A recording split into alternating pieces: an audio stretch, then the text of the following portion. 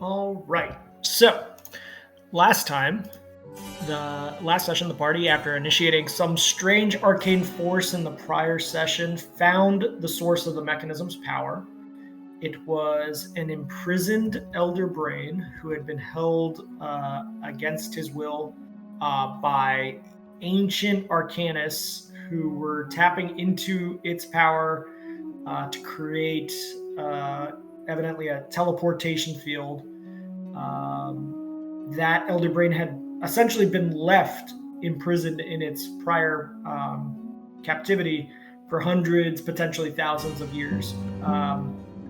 It did speak of a second elder brain who was also being used for various mechanisms within this ancient gnomish city that had overpowered and escaped its captivity, leading the gnomes of this city, Afrin Crag, to essentially fall back to a position, create a barrier against that other elder brain, and ultimately take whatever parts of the city they could through the portal plane to a new location, leaving behind this kind of scarred region of the cavern system. What the elder brain told you through some potentially negotiating to try to convince you to release it is that these gnomes were fighting in a kind of divine struggle early before the creation of humans and other races, between them and the elves who were favored by the divine gods. And ultimately that was why they had become so insulated, and why they chose to teleport to a place where, outside of the reaches of normal civilizations outside of their prior city. The group, having heard the elder brain, decided not to take it up on its negotiating deal, and instead, facing not a lot of options because of the enclosing corrupted sentries, jumped through the portal to the current potentially unknown location, though you believe this is associated in location to that gnomish city that you were told about. And that's basically where we left off. You all are inside of what appears to be an abandoned room based on the amount of dust and other sort of enclosed elements within this room. There is a large door to the north that you haven't really tested out. And last session, you all essentially said you wanted to rest up until you were healed. And that was why the first two 100s were rolled between Midolfir and Max, who are on the first watch. So, Linray and Finray, you all can go ahead and hit the, or rest up the amount that you would. I believe, Lanray, you were given that amulet, if I recall, by Midolfir, which would take you to full health. And Finry, you are currently in the sleeping bag, which would take you to full health. So you guys can do that, reset your spells if you have them, etc. Midolfir and Max, on your watch, specifically you, Max, you hear sounds. There are times where you hear sort of mechanical hammering sounds, like ding, ding, ding, ding, ding, ding, like metal on metal dinking sounds. And the very muffled sound of voices in a language you don't recognize.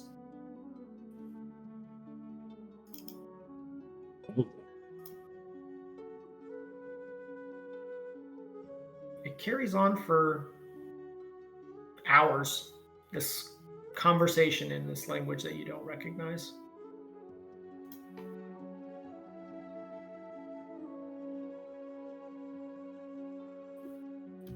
If you're talking, Max, I can't hear you.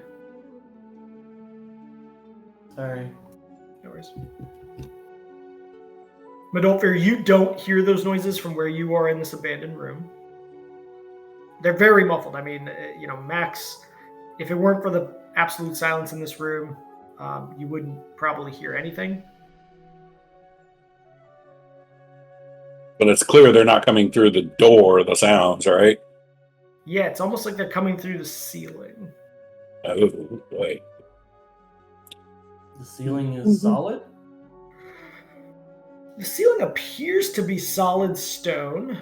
You can give me a search check if you wish to investigate it further. There's a lot of ruins and rubble in here. Yeah, go ahead, Finner. So you said I'm taking a rest and I'm sleeping right now, just to confirm. You are. Yes, both you and Lanray took first rest. Max, with that search check, you try to find the source of this sound.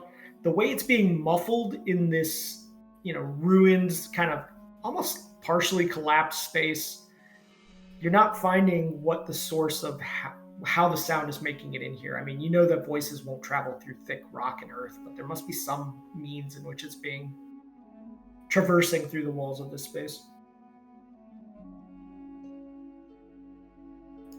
I mean, at this point, Madolfir, you probably would have been alerted by Max that he hears voices as well, if you wish to search.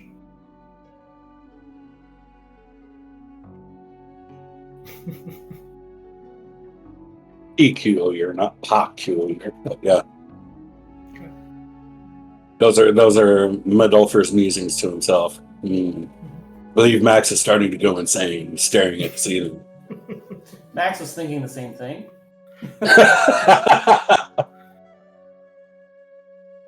At this point, a couple hours has passed, so Lanray, you would be waking up since you are Elven. Alright, and I mean, I'll go check in with Max and Madolfir. Okay. And you would be at full health, because Madolfir did let you borrow the amulet of, I think it's gainful rest? Gotcha. No. Parapat of wound closure. Thank you. Parapat. Just doubles your natural healing. Yeah. Finner, you're still asleep at this time. Lanray, you can sort of give me a listen check if you wish to try to pick up on the sounds that Max is hearing. Okay. Yeah, no, like you hear it much more clearly than Max. Max sometimes has like cotton balls in his ear, but with that roll, you do kind of pinpoint that the sound is definitely coming from somewhere around here and definitely in the ceiling. And can I tell what language? I mean, I probably can't, but do we know what languages do you speak? Nothing special. Yeah, other than Common and Elven. It's not Common and Elven, and it's not one of the languages that Max recognizes, though it is, being muffled substantially. But, Max, after listening to it for a while, you don't believe it's Orc, Giant, Elven, or Dwarven. So here's the thing, though. Yeah. Being an intellectual, one doesn't... I mean, you get a lot of exposure to different languages without necessarily learning to, speak it or understand it, Mm-hmm. Yeah. Like, I can identify Mandarin versus Cantonese versus Finnish versus Portuguese versus Spanish, right? The only one of those I actually understand is Spanish, right? Yeah. So can Max know? Like, does he recognize from the sound of it what language it is? Give me a knowledge local. Okay. Kind of the closest. DC 15. Not really. All right. Okay. Yeah. Lenry's. Madolfir just refusing to. Yeah, Max. You've heard Finry talking in Gnomish. You've sort of started to recognize the characters in Gnomish, and now you're starting to pick up just little bits of how it's pronounced. And even though this is muffled, almost through a weird, a tube and echoey effect and muffled by the rock, you do believe you hear Gnomish being spoken. I mean, Max's initial thought on this is that we're on a gnomish ship.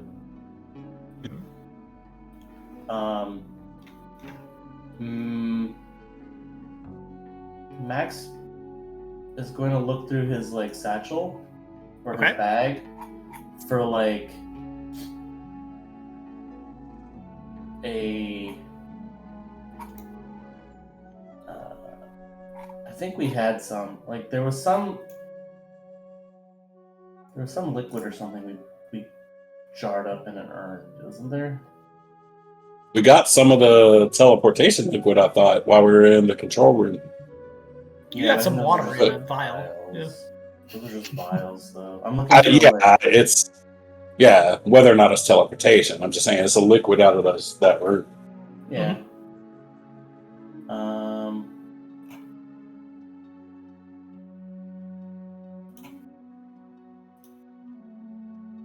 looking at my inventory here. Sure.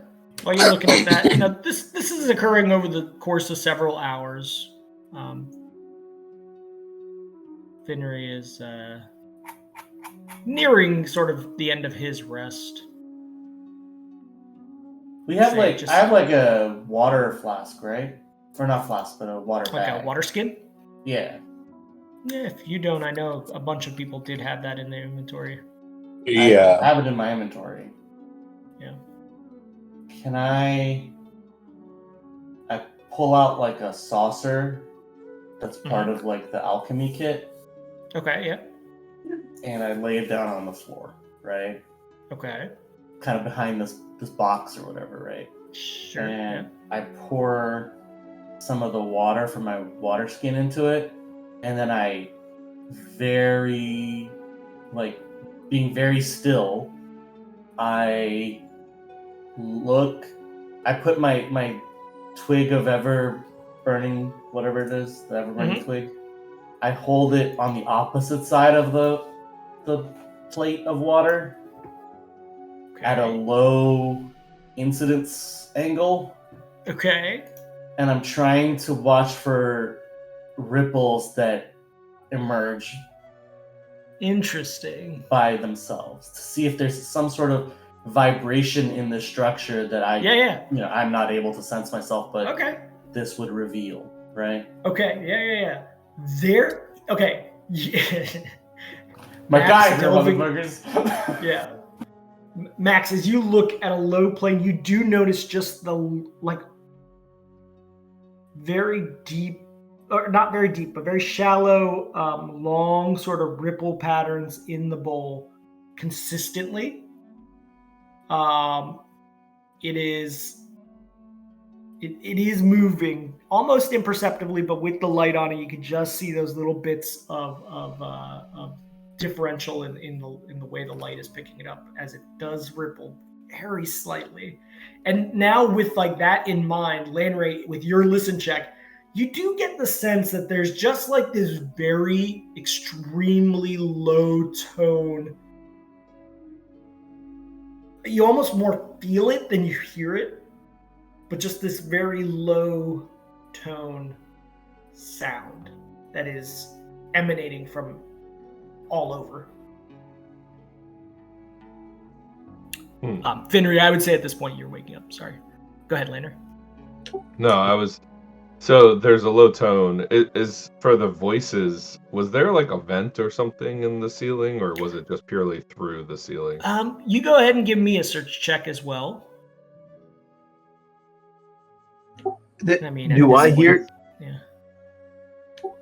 the gnomish talking, by the way? Yeah, as you wake up and you notice these guys are like focused up in the ceiling. You definitely hear sounds. Give me a listen check as well. See if you can actually pick up what the voices are saying. And Max, the only reason I didn't ask you to roll it is there's no way for you to pass the DC to... Oh man, you got a -2? Yeah. Oh yeah, sorry, Finnery, you also would not have any way of hearing it. Well, to recognize it. You hear sound, you just can't pick up what it's saying. Can I ask them to repeat what they're hearing so that I can hear the gnomish words so I can then translate it? Lanray can certainly try.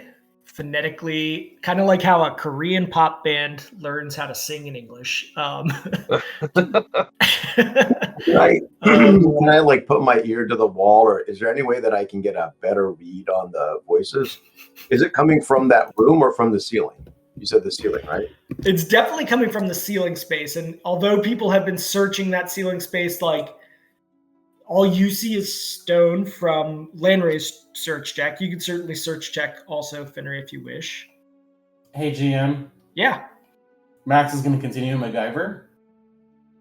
Sure, yeah. He pulls a urn out of his bag.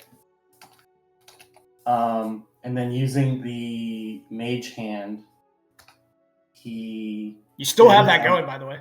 Yeah.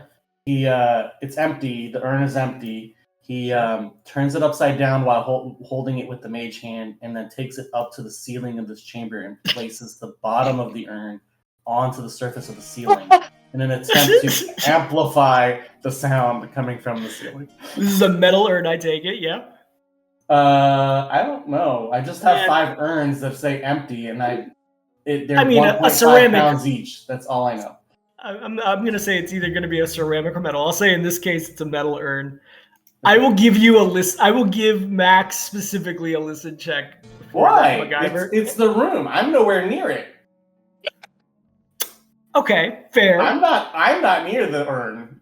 Okay, I will say this definitely helps a little bit in unmuffling the sound based on Lanray's prior listen check. Okay. Lanray, this will help you. This will help you in translating what you're hearing more clearly to Finnery. Finnery, as Lanray describes what he's hearing as close phonetically as he can, butchering the gnomish language at times, you do pick up certain words. I mean, there's certain times where the way he pronounces it is just not going to align to what's actually being heard. And the muffling still continues despite the use of this amplifying urn. But from context, you get the sense that there's like a conversation between 2 different people talking about finding the source of the leak. And some sort of complaining about, just complaining about like mundane life things. Not getting enough time for family, always feeling tired. You get the sense this is like a conversation between 2 menial laborers.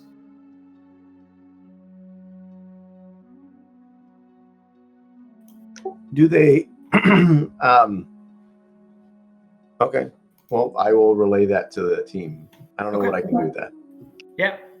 And you can do a search check, like I said, Finnery, if you wish to try to find the source of what this is, since Max and Lanray both tried it. Okay.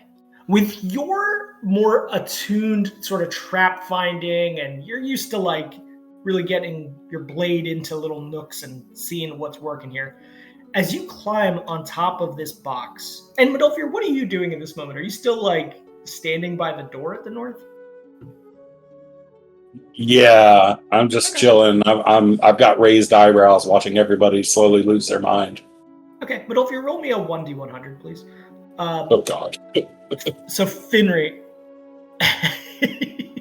as you climb up on the box and kind of scramble up the little ledges here, there's plenty of spots to sort of get a foothold. You get up to the ceiling and you're able to sort of like feel around. And there's like a variance to the way the stone is on this ceiling. Portions of it feel like you hit your hand against it and you kind of do the different tests that you know of. And you find a spot that feels hollow.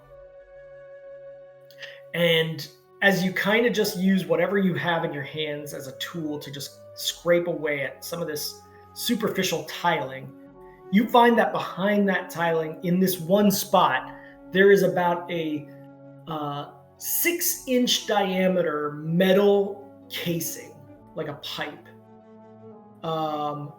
And all the sound now, as you pull the tile off, is much more clearly being transmitted. It is definitely two gnomish people talking about complaining about like the work that they're being told to do, and that is definitely the source of the sound, is this pipe.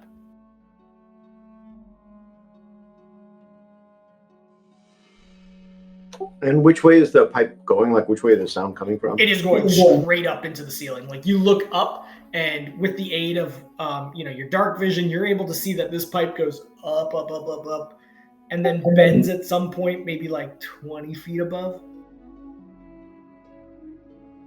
And then where does it go to? Hard to tell. I mean, like it bends, so after 20 feet you can't tell. All you see right now is like a ceiling with a hole in it and a little bit of rough edges, and at the center of that hole is this 6-inch pipe. You haven't exposed the ceiling enough to like know where it bends. You just see the hole of the pipe. And just so that I'm clear, this is that we came out of a stone box. We're in this room, and this is the only one exit out of this room, right? Well, Madolfir's standing by a massive iron door on the north. Massive, if this was for gnomes, I guess. For Madolfir's size, it is a normal sort of height door. And the windows here, are they like iron bars? Is there something we can see out of, or are they like alcoves? Yeah, previously we had talked about that. So like the windows that are here have been metal grated, and on the backside you just see brick, like big bricks, almost as if it was like sealed up on the back end of that. And any other like what appears to be potentially former doorways, also bricked up, thick, like mortar set brick. These gnomes know how to make lime cement, evidently.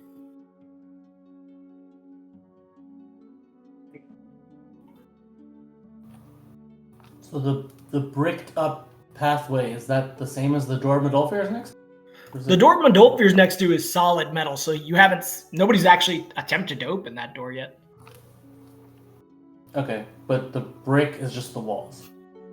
Yes, all these other kind of things that look like openings potentially to this room are bricked up.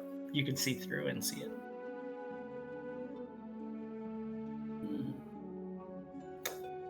I mean, there's always opening the door, but Madolfir is still pretty hurt. Max, you haven't rested either yet, so you haven't gotten back your magic spells. Hey, there is a bit of a retcon to that first watch that I'd like to do if Max needs to do it before his rest. I've been meaning to do this every time we've rested since we got it and completely forgot about it. But that ruby that we pulled out of the maze area we were in is still unidentified. We gave it the name Ruby of Sierra because that was we were talking about Sierra Gaines at the time. But I'd like to see if Max can take a look at that and have that identify spell still prepped. Yeah, go for it if you want before you rest. See if I have a pearl. I think there's a few other unidentified things, but you guys have talked about this one a lot for a while to check it. Yeah. All right, I have a pearl. I can I can cast that. All right, cool. I'm gonna go ahead and hit the cast and subtract my pearl. Okay, yeah. With that, since there's no real check against it, right? It just kind of tells you. Yeah, that's the whole point of it. Yeah. So you identify that this is a lens of detection. It gains a +5 bonus on search check. It also aids in following tracks. It has a +5 in survival checks when you're tracking someone. And there you go. Fantastic. It is now identified. Does this look like one of those magnifying glasses, like old school Pink Panther-ish type situation? Yeah, I mean, it's like just like a loose lens that has a little bit of a golden, frame around it, with very faint, like a slight chain that connects to it. Yes, so you could like So- wear it around you. If we can get a Sherlock Holmes hat, I can donate a pipe, and someone can grab this lens. Especially if it's modal fear, I think that will make an epic kind of visage. Yeah.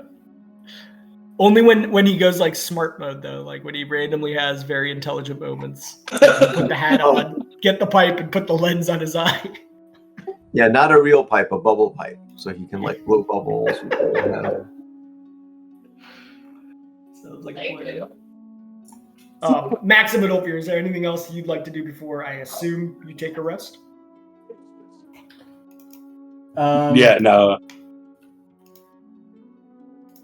I think I already healed people, and I Yeah, you cast used the it. Healthful Rest. Yep. So I think I'm.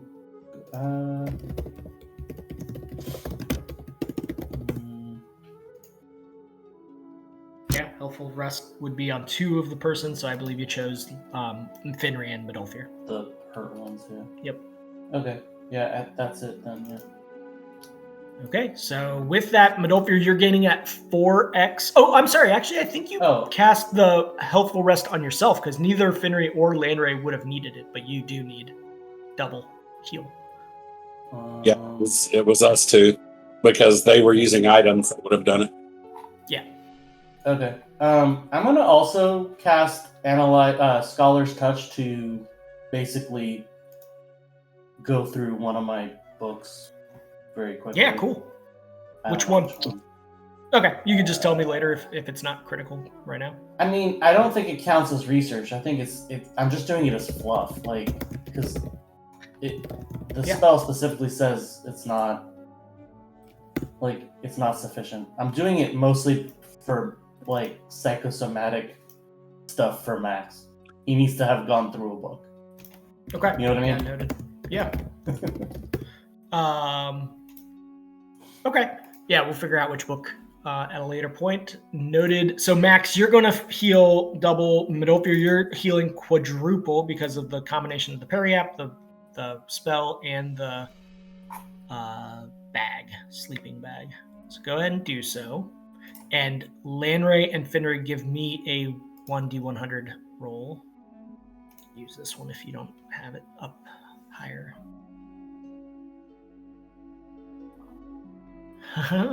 Okay, interesting. Okay. As Max and Midolfir rest, Finry specifically sort of investigating that pipe, staying close by it, you hear the continued conversation, and eventually you hear one of the gnomes just go, I've put in my hours in Gnomish. I don't need to work on it. We'll figure it out tomorrow. Let's get out of here. And at this point, since there's no time frame involved, I'd say sure, you could take a 20, although your last search check was pretty damn good. I mean, I'm actually happy with the last search check. I just want to make sure someone actually searches this room in case there's anything else besides the pipe. Sure. Yeah, I mean, you look through it and it appears like anything of value must have been removed. The only things remaining are a crate that you found the 4 large whetstones in previously. That was the crate that fell from the platform. A dead Sard body.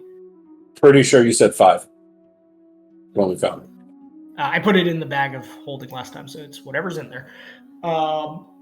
And the 2 parasails that you guys brought in. And then, obviously all the rest of the stuff that you carry around. You thoroughly search. There's something called crystal. Is that the whetstones? Yeah, let me go ahead and identify it. It's not identified.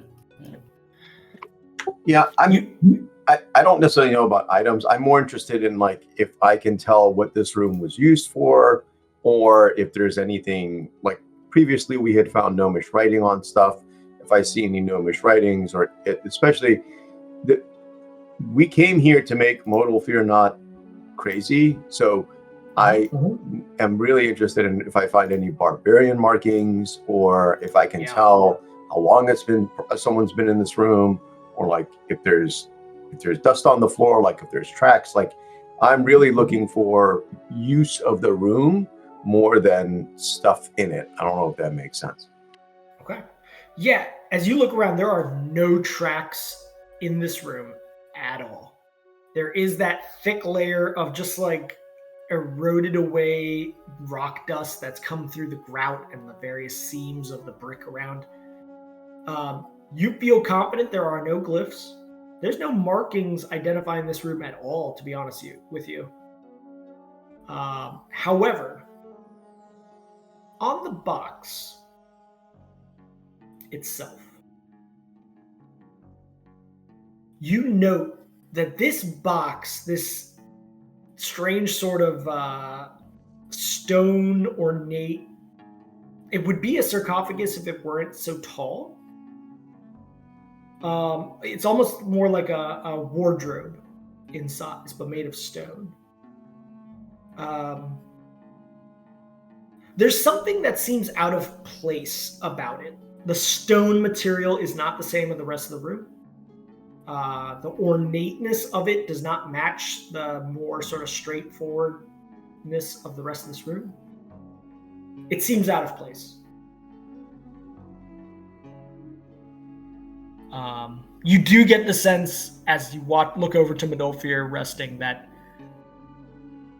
if this is something that barbarians from his tribe come to do to release a curse, it's a really weird path to do so.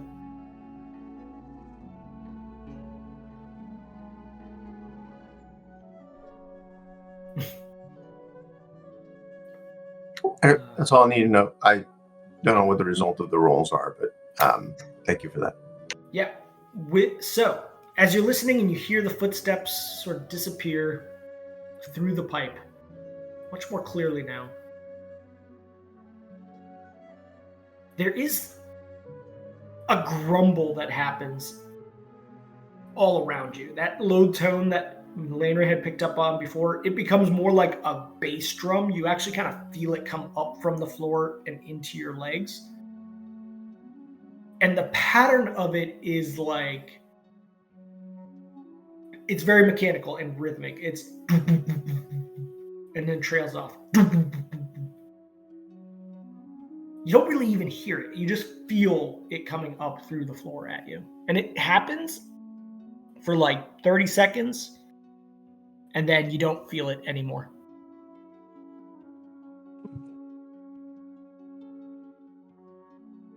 Eventually, Midolfir and Max, you do awaken. Nothing comes into this room. You all are fully healed, I believe, at this point, or Midolfir, you still don't have full heal? I'm over 100 now, so I'm a lot more comfortable than I was before. Cool. Yeah. Having healed, I mean, you guys could stay here as long as you want. You can make camp. The only thing is I'm removing rations accordingly as time goes by. Did Midolfir triple heal? He quadruple healed. Wow, and you're still not full. He was really low.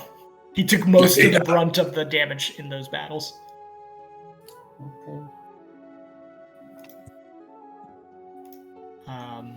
Yeah, you guys have kind of made your way through the deer rations you had before. Any greens that you had, Midolfir, are eaten up.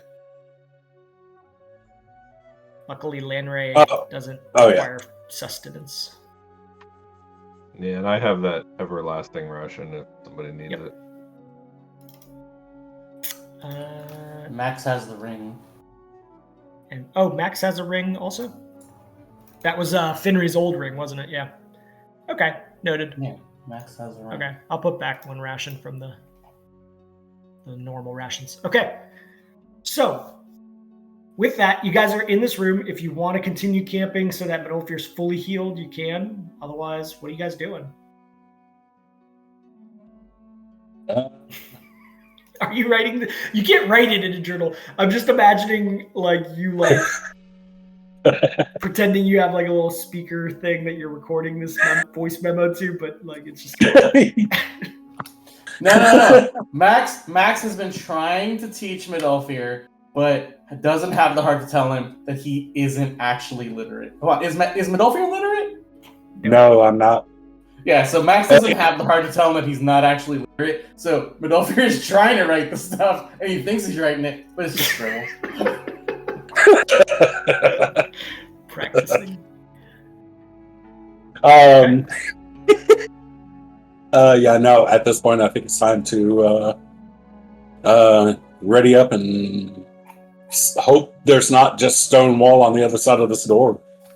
Okay. See if try and open the door, but I'm gonna let those that might have a better chance of detecting anything on the other side of it before doing so. Take point, and I'm gonna scoot off to the side. That way, I can also keep a watch on my compatriots that are slowly falling into their own madness. Mm-hmm. Max, one thing to note, I would say, with your archivist sort of background, you've kind of gathered all these stories about the gnomes. There is a sense that you would feel that these gnomes potentially could be very insulated and xenophobic to outsiders. I mean, they literally moved their city and their people to an unfindable location. So that's kind of like in the back of your head. Just you would know that innately as a character. That being said, you guys opening this door? No. Hold on. The human that's currently controlling Max is still trying to set his spells from this rest. It's not an easy task to do. Yeah, Finnery, go ahead. You can do a search while Max is setting his spells. So that can I hand him an urn to use as an amplifier again against the door or something? Yeah. So to see if there's people out in the hallway currently. Yeah. Finnery, as you search this door, you feel confident there are no, unless it's an arcane trap, which you wouldn't be able to check, magic trap. You feel with the lens especially, +5, you feel confident there's no traps around this door. If anything, like, as you kind of tap on the door, like, it feels so solid, it's crazy. Nice. Does anybody try to turn the doorknob? They're like a big handled doorknob, like comically sized doorknob. So before we do anything, I look at the group and I'm whispering. I'm like, all right, so there's going to be gnomes. Nobody here speaks Gnomish, do they? Oh, no, someone does. I am a gnome. I speak. You are a gnome. Max looks down and he says, oh, you're a gnome. Okay. I don't see race, you see. Yeah, I mean, like, since the last time before Finnery was resurrected, like, you definitely, you notice his nose is a little bit more elongated. His chin is, like, a little bit more, like, diminutive, and his ears are different than when he was a halfling. And he's got, like, more ashen skin. I'm just like, I thought you were just, a Finnery. I know you're jealous of my roguishly good looks, but really, Max? I try to not make that a factor. In fairness, your tricorner hat does cover your ears, which would be the biggest giveaway of your gnomish. I just thought you were really short, but apparently you're actually quite tall. Yeah, I think I'm. Anyhow, I can speak Gnomish. Okay. That's why I've been translating all the Gnomish up to now.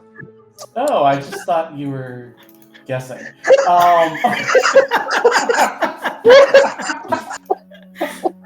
All right, so I think this is in character because my sense mode is garbage. So, all right. Even if you do realize now that Finnery is 4 inches shorter than he used to be, also. Oh, I don't know if Max would even realize that. Yeah. All right. Max sort of says that, all right, so like even if I cast Seeming and make us all gnomes, which I don't necessarily think will work because I think it only can affect our height a little bit, so it'd be extremely tall gnomes. Yes, Seeming is not as good as like actual polymorphing. Like it has limitations. It's okay. 1 foot shorter, like or 1 foot shorter. Yeah. Yeah.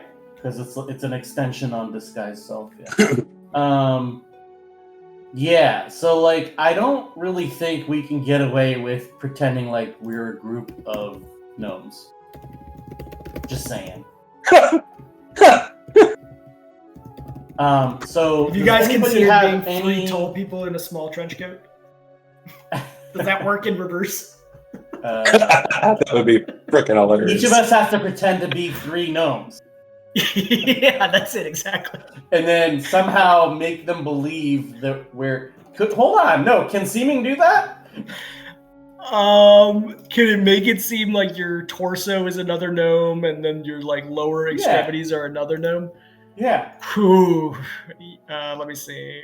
I'm reading the spell here. No, I would say that would be a change of body type. Like your abdomen now looking like like an entire other person is not a. Yeah, the spell does not provide the abilities or mannerisms of the chosen form, and I would say being 3 stacked on each other is definitely a mannerism. All right. Yeah. So is there another species that we think would be, how do I say this, like plausible to be around here? Give me like another race. Give me a flat out intelligence check. All of you can give me one. I really hope Midolfir hits a nat 20. This would be perfect. Come on, nat 20. This is the time to shine. Let's go. Oh, Landray with the smartness. Landray, as you sort of went back through what you saw in that dungeon that you came from, you saw signs that there were previously gnomes. You saw signs that there were aberrations that potentially took over and were dangerous in some way to them. And you saw constructs. And that's the key. Can we look like constructs? Max is like, he's like looking at he's like doesn't really know, and he opens a spell book and he's looking at the seeming spell runes on the right page to try to like figure out if he can be a construct. You could certainly try to create a costume to make you look like constructs, and yeah, I mean, if it's a humanoid construct, seeming would help with that. I want you guys to find some cardboard and make these disguises of constructs. That would be amazing. Oh, no, we don't need to do that, man. Oh, yeah. Tell me how you do it. Just look, I am a gnome, so I don't really need a disguise.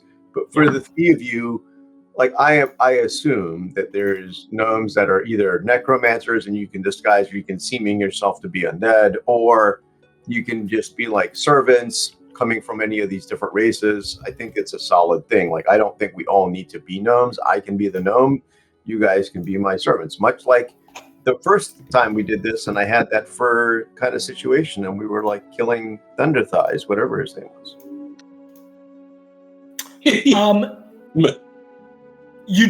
I would say with Max's previous check, you do get the sense that any outsiders in a city like this that explicitly was keeping outsiders, based on what the brain said, if you ain't a gnome or something a gnome brought with it to this city, there might be problems. Max would know that from his archivist standpoint.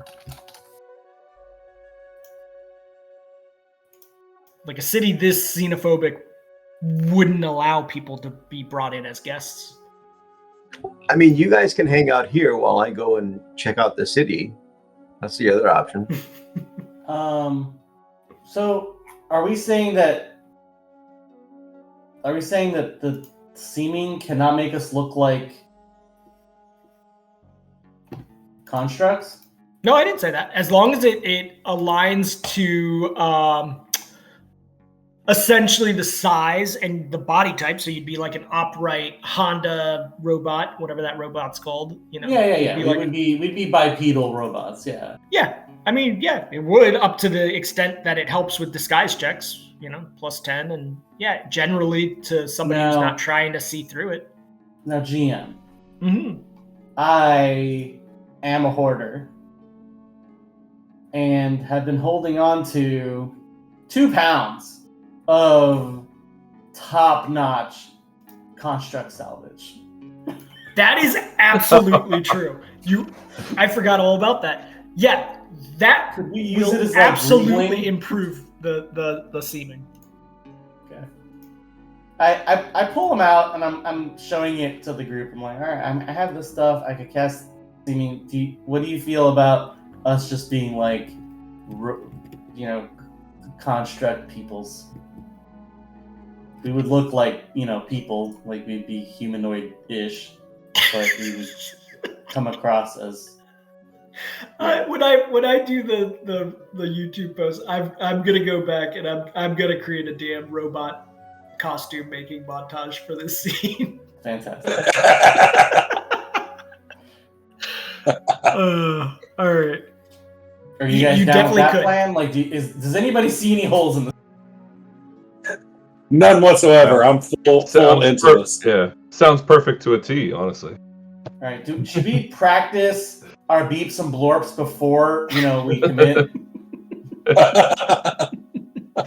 Max goes. Beep, beep, beep, beep, beep, beep, beep.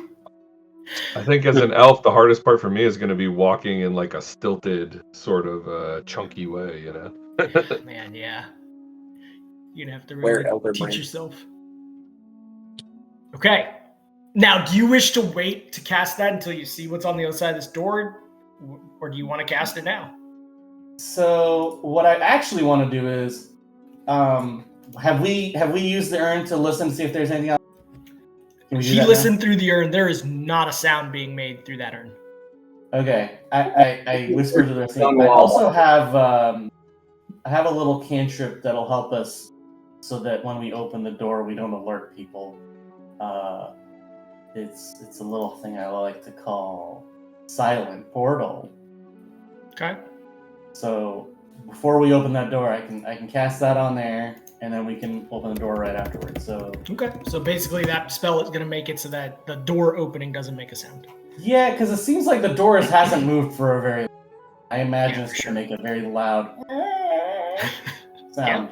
You know. Yep. Okay. Right. You do so. I'm gonna go cast ahead. it on it. I'm gonna cast that, and then quickly after that, like 6 seconds later, if it were, I'm going to kind of hold all those parts that we have.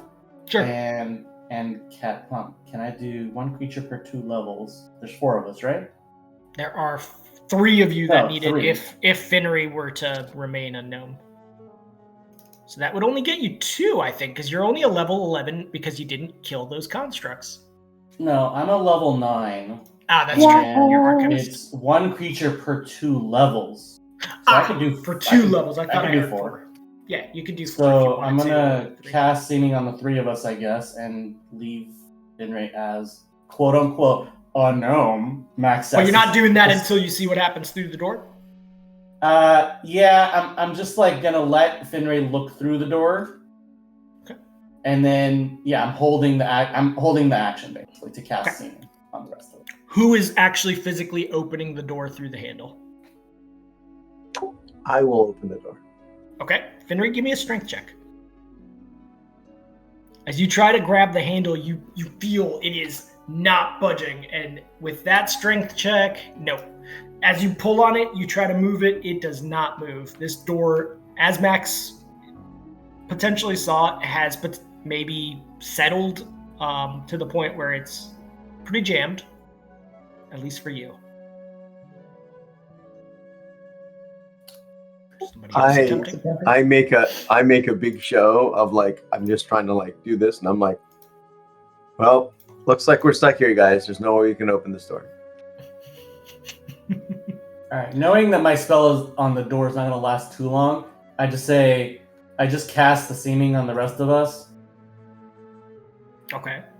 And I say, okay, everybody push together. Okay. Yeah, as Max casts that spell, like the bits of salvage fill in just like the most important parts so that, because you don't have enough to completely surround you guys, but it fills in the most critical parts so that the rest of the ceiling is looking like, you guys look at each other and it's amazing. You look like bipedal, bronzy colored, little bit rusty constructs. Medolfir and Max, with your help and with Finry's help, Landry, are you also helping? Yep, that would. Strength test. Okay. You actually needed all of those. The DC to budge this door was 25. So the three of you aiding Medolfir +2 on top of his 20 is what's moving this door. You all seem to Medolfir gets the door sort of just enough that it's creaking open. The rest of you grab at that opening of it, and with all four of you pulling on a spot that you can grab onto, it opens. No sound from the door. There is a sound of as a bunch of dirt and loose rubble, like brick rubble, sort of landslides to the feet of all of you. Finry, it's high enough that it actually knocks you backwards, but the rest of them kind of just up to their upper knee get hit with just loose rubble landsliding out this door. And behind that, you see more dirt and rubble. Minus the little amount that landslid down.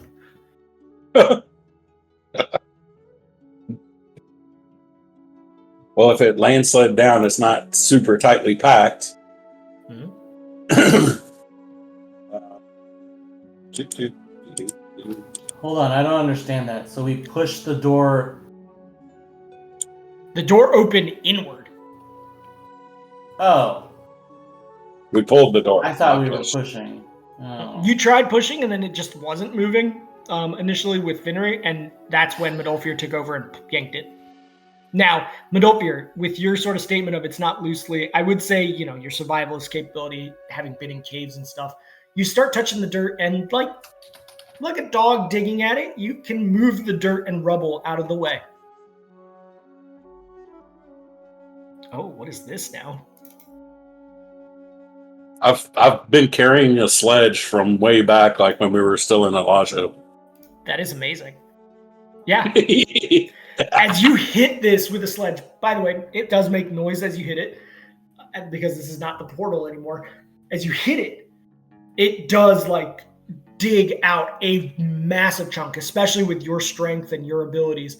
You make a dent in the earth behind this door of 3 foot diameter, but beyond that, as you drag it back, more than that sort of fills back in and slides into this room.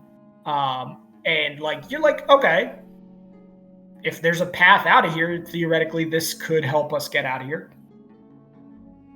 Yeah, so set the sledge down, head down on the ground, lean the handle onto my body, and then spit into my hands, on my palms, rub them together, pick it back up, and turn back to everybody and say, y'all might want to start scooping this out from behind me as I'm going through, and just start going to work. Okay.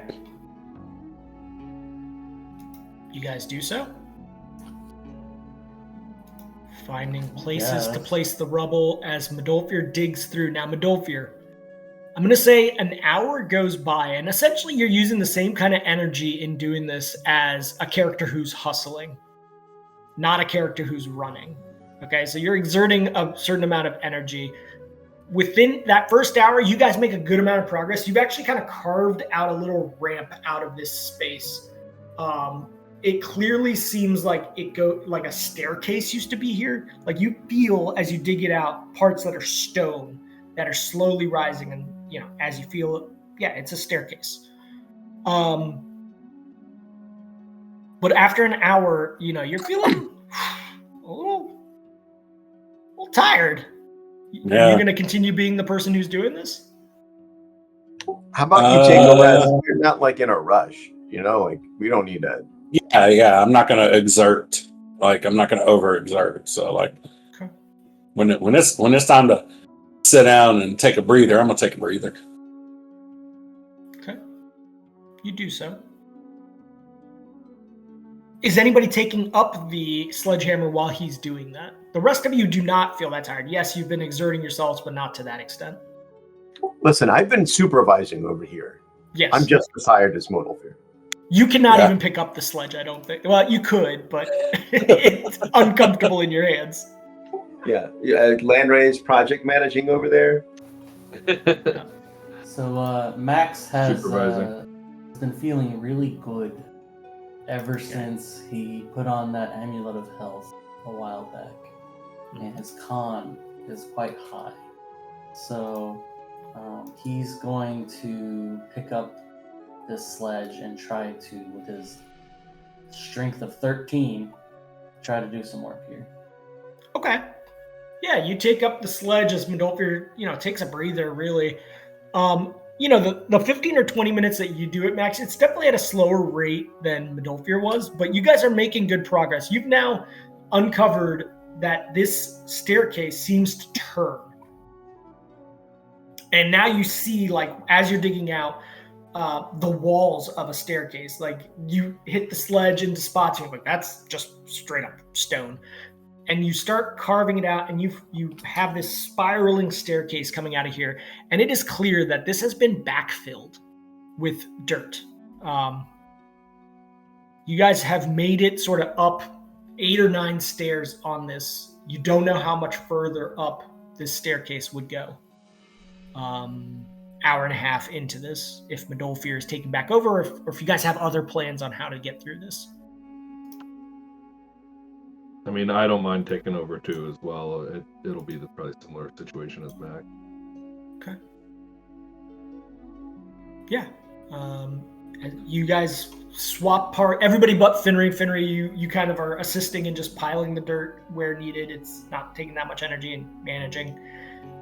You guys are making it up. Like, you feel like you are now 12 stairs up and at the level of what was the ceiling behind you. And these stairs are sort of gnomish size, right? Instead of like a 6-inch stair, it's more like a 3-inch stair each time you go up. And the ceiling back where you came from was really only about 8 feet tall. You're making progress. It's not stopping. The dirt keeps kind of infilling back down at your feet. There is times where it's a little uncomfortable, where it slides back at your feet. You're like, take it slow, so that you don't cause unintended cave-in. What are you guys doing? Continuing? Well, if we could, if we end up not being able to make it, if we end up having to rest in here again, I have some ideas of what we could do, but it would require an extra 5th level spell. I could try to use fabrication to clear out all the dirt, but that might be risky too. So I don't know. About 4 hours. Seems like we're trapped. Guys. About 4 hours goes by of just taking turns like you've been doing. You do feel like you are now fully up in this spiral staircase. You guys have gotten smarter about how you've been removing it, clearing it out, letting it slide down. It's creating a shallower height. It's only like 4.5 feet tall, so you guys are having to crouch a little bit as you're digging it out. But the amount of rock slide that's happening is substantially reduced now, as you figure out how to create more of a ramp coming out. You're getting more efficient at it. You feel like you've climbed up well above the ceiling of the prior room that you've been in. And yes, there's more dirt ahead, but you do get the sense that the amount of rock sliding is reducing. Maybe coming to a terminus point. You haven't seen any daylight or anything coming through, but it does feel like there's a dynamic that's changed in terms of how much soil is above you.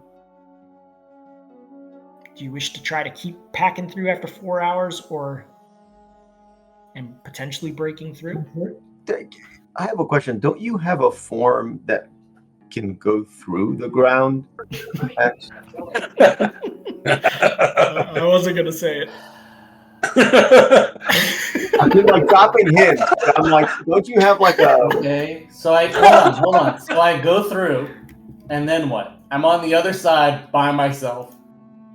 Well, you can see. I mean, can't you scout as a trend for us, man? Like, I feel like. Dude, run good. Sure. It'd be a sword. Max just does not want to poke his head out the other side, and then. Wait, let me play this scene out, right? So we've been digging through this rubble for an hour. I've been standing here. I've been watching Modal Fear. I've watched these 3 robots, basically these automatons digging through the rubble. I couldn't quite shake it. Something just doesn't feel right. And then the little light bulb goes on, and I'm like, "Hey, Max, couldn't you just walk through all of this as a trend?" And then I'm going to stare right at you. Max says, first of all, it's a Zoran. Second of all, I'm not sure how alter self and seeming will interact with each other. Yeah, I actually just looked it seeming. up. Mechanically speaking, these should work together. You would look like a 3-armed construct because of Zorn, and a little bit shorter potentially because of how alter self works. But you would still have construct parts to you, so you'd look like a Zorny construct. All right, I'll try it. Max says incredulously at someone questioning his tactics.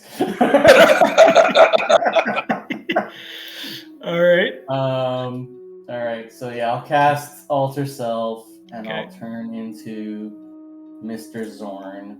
And you would theoretically revert back before the seeming is done. No, I don't want to. Zorn is great, and Yeah. No, I mean, you would in an hour and a half either way, because that's when the spell would end. the Alter Alter Self. Yeah.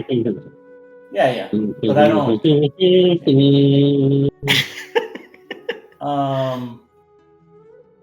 Are you So- traveling through the dirt? Yeah, I'm gonna travel through the dirt. I'm Okay. a little worried about. Yeah, all right. Let me go through, I guess. Okay, Max. As you quickly sort of do your burrowing through, as the soil just moves around your body with ease, you make it through this staircase. And at the top of the staircase, you find a hatch, not a manhole lid, but like a hatch that feels like as you press up on it, it's not soil anymore, so you actually would have to move it, but it's light and it's small. I mean, it's like 2.5 by 2.5, but you could fit through it. And as you press up, you do get sunlight coming through the seam. And just looking through the seam, you get the sense that there is like a street level above this hatch. GM, just FYI, I use the scroll instead of casting it. It's actually Noted. 3rd level CL. Yeah. So Okay, it's gonna so it'll be a little bit shorter. 7 hour and a half. Yeah. Yeah. You get the sense, and you hear sounds now as you lift that hatch just slightly. You hear the sounds of like people moving around, and it, like, out of context, you don't speak Gnomish, but it almost sounds like a market, maybe, or just bustle around you. Do I get the sense of us being on a vessel? As you No. look up, you see like cobblestone and a street, and you're not trying to open it too much, I'm assuming, but like you get the sense of buildings. What is there for me to open? There's a latch or something? It's a hatch, like a little Oh. rectangular hatch door. So you kind of just And the lift dirt up goes, the dirt and gravel and stuff goes all the way to the latch? Or all the way to hatchery? the latch. Yeah, all the way to the hatch, yes. As if somebody had filled it back in. Okay. Cool. So, yeah, you feel like as you open it up, like just a quarter of an inch peering through, you feel like you're in the middle of a city. So you said there's sunlight. Oh yeah. Do I see where the sun is in the sky? With like a quarter inch of like cracking it open, no. I would say you don't get context of the sky unless you actually open the hatch up. Do I see where the shadows lay? Yeah, okay, I'll give you that. Yeah, What? I'd say that you do get the sense that it's like, you see an east-west pattern to where you're standing, and a reminder, as a Zorn, I have an improved vision thing. Fair. Because of the trilateral nature of my body. Yeah, I mean, the sun is above. It is casting a shadow so as if it were like afternoon, or you don't know the direction of where you're facing, but it feels like a later day.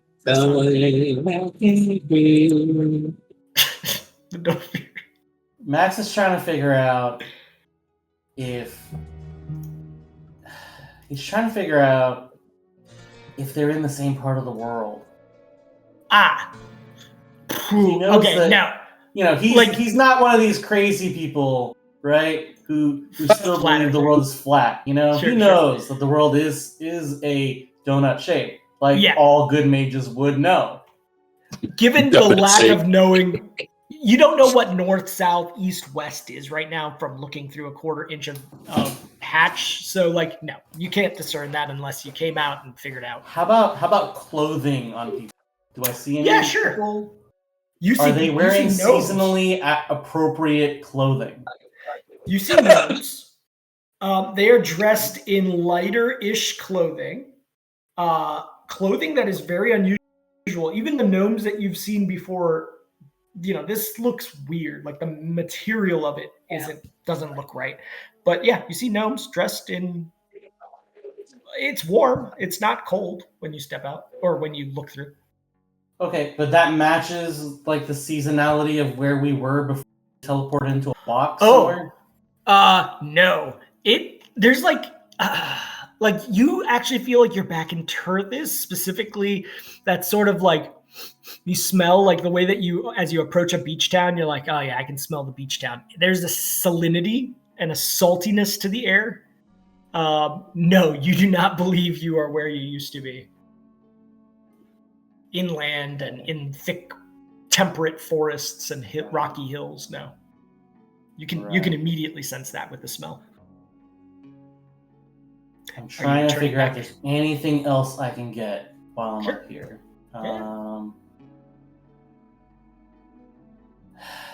Okay, I'm going to dip down into the dirt.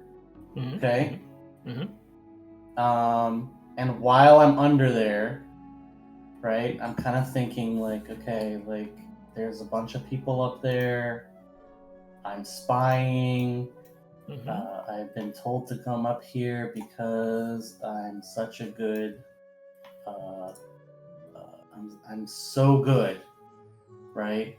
Mm-hmm. At my spying? sneaking around in rock god form. Mm-hmm. I'm just so good at it that I gotta get some more out of what's going on here.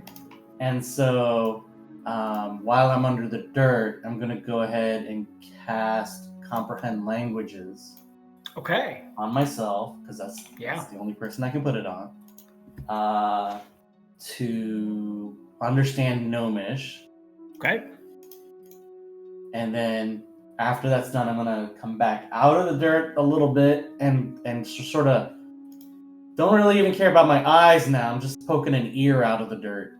Okay. Yeah. Yeah. You do. I'm trying to, and I know that they're going about their not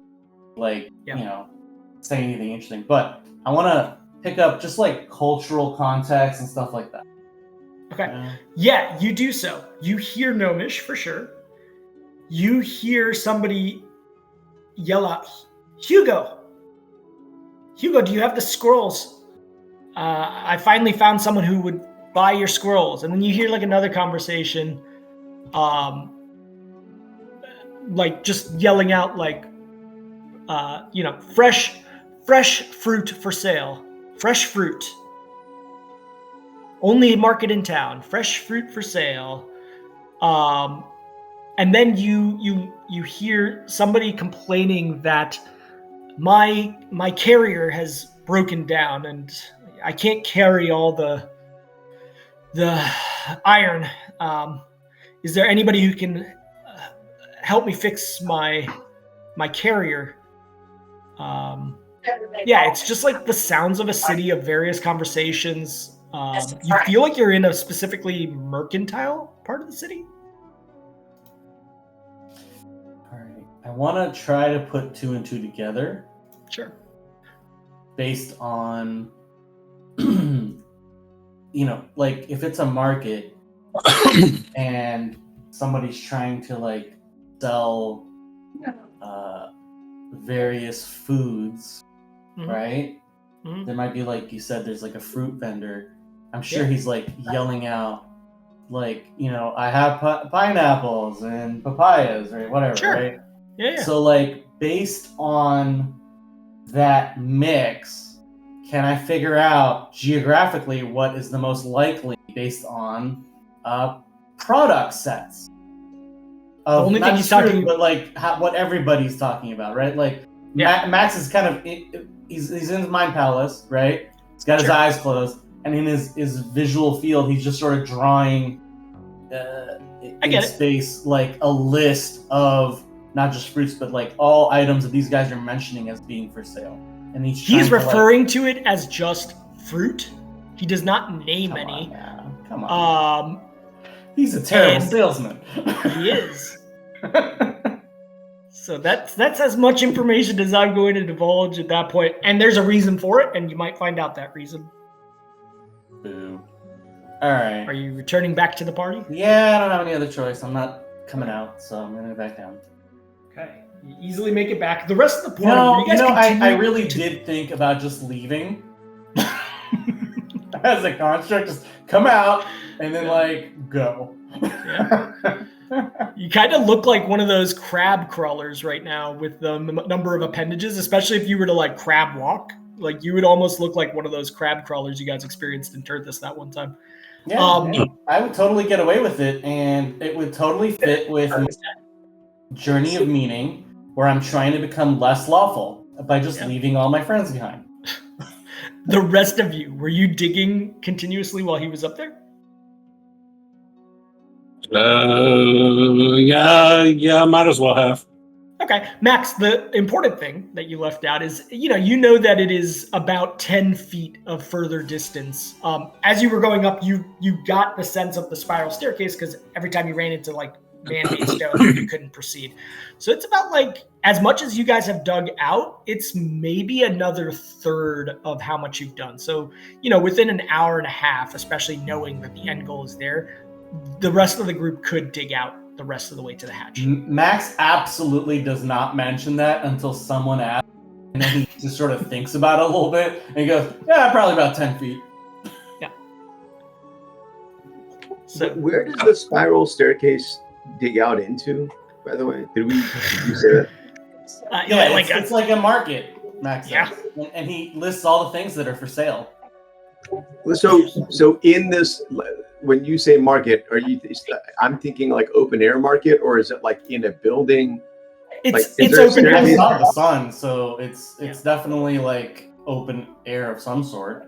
It's a bazaar, I'm imagining. So in the middle of the road, there's a spiral staircase that leads down to a room.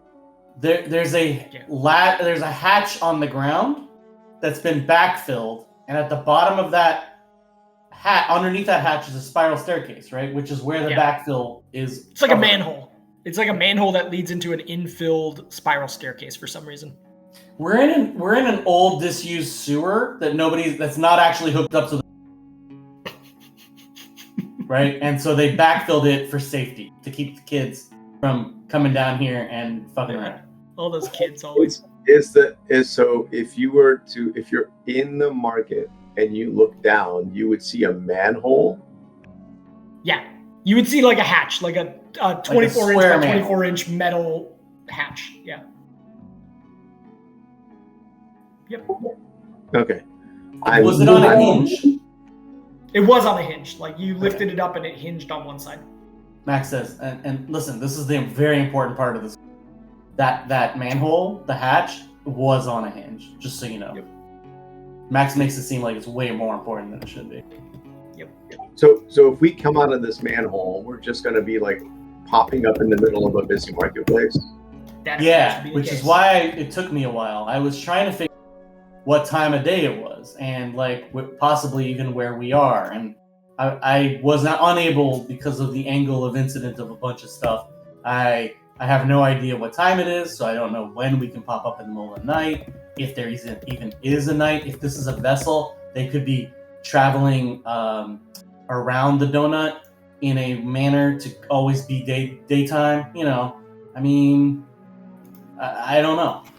I don't have a plan on when we should come out of here because I was unable with my perceptions above this hatch to figure out like what is now, right? Well, okay, so I feel like well done, Max. Good job. I think this is exactly what we needed. So we can either pop up in the middle of the day because it sounds like it's like daytime, or we can wait until nighttime. Like, how does everybody feel about that? Yeah. Max, Yeah, I will say that you got the hours. sense that this was like an afternoon sunlight. You don't know why you felt that way, but you know, just taking in the light, you felt like it was more like an afternoon than a morning.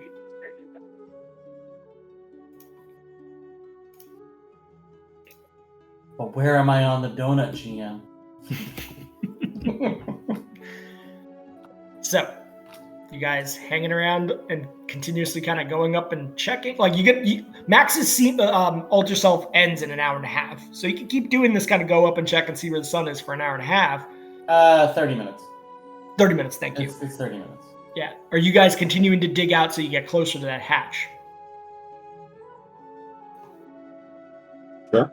I mean, the hatch is going to be there whether we remove the backfill or not. Yeah. Maybe we just clear it out and then afterwards decide what we want to do. Maybe we look again to see what the sunlight looks like to see over that period of time, like what was the difference, and maybe I can infer, or maybe Lanray can infer because he's all nature-y. Oh, yeah. Now you're thinking. Okay, I will say mundanely, without anybody, you guys start taking turns. After about 90 minutes, you have cleared out the dirt, moved it down further into the staircase in a way that it's ramped back down, and have cleared the way to this hatch.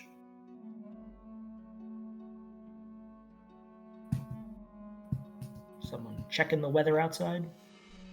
I mean, I'll first put my ear up to the hatch and just listen and see if I hear anything. You don't want to open it slightly either? Just listen? I'll start by not opening it, Okay. assuming I won't hear much. But I think if I don't hear anything, I'll crack it to also see if there's something out there. Okay. Now, you don't speak Gnomish, but you do hear the sounds of people talking, even through this. You get the sense that it's not a very thick piece of metal that's covering this hatch. You can hear sounds through it. You hear, voices like you would in a city conversing.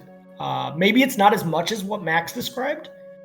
Okay, Finry also listening. Yeah, I mean, you get the sense that like the conversing about selling goods is slowing. One person comes over Finry and is talking about going to a tavern.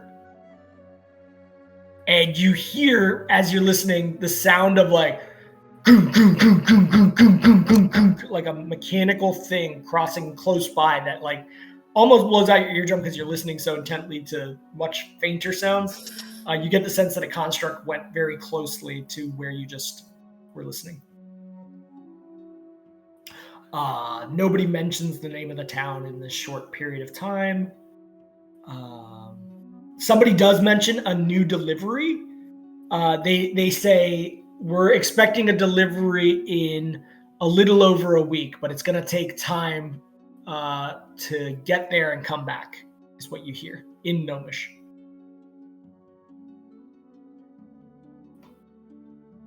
Do I hear any like proper nouns of places at all? You hear a couple of names. Max had mentioned the name Hugo was said before, whatever that means.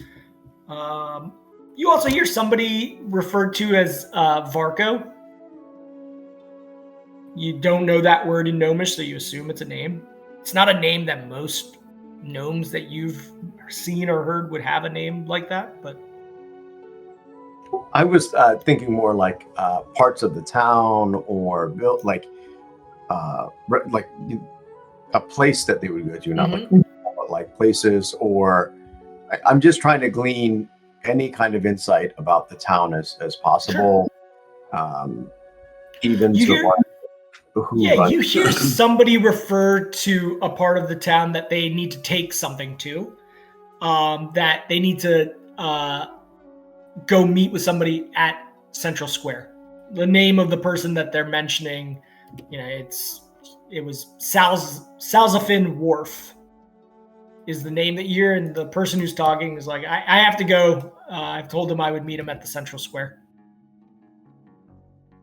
And I am relaying these names to Max because if it's a place name, I'm hoping there's a chance that Max has heard of it since he knows about the world.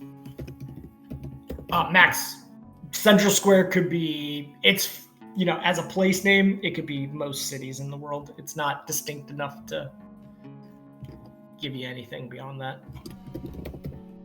Well, they said a wharf, right? Like a wharf name? Yeah.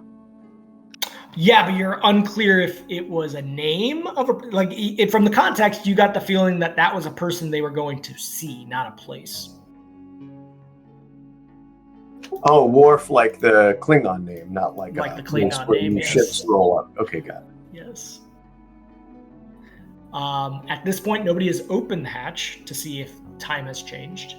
I assume time changes in this place that you are. Listen, that's a bold assumption in the world of magic. True. You opening it? All right, let's open the friggin' door. See what happens. Are you opening it fully or just peeking through still? I'm peeking. Okay. As you peek out, Max, you can tell that that time has passed. It is closer, the colors in the sky remind you of dusk. And based on now looking through at a time period like dusk, you get the sense of which direction you're looking.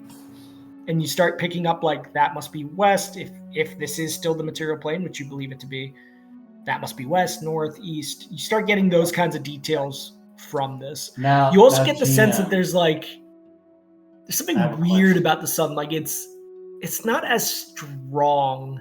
You get that sense now. It's weird. It doesn't feel like an overcast day, but it's like an overcast day.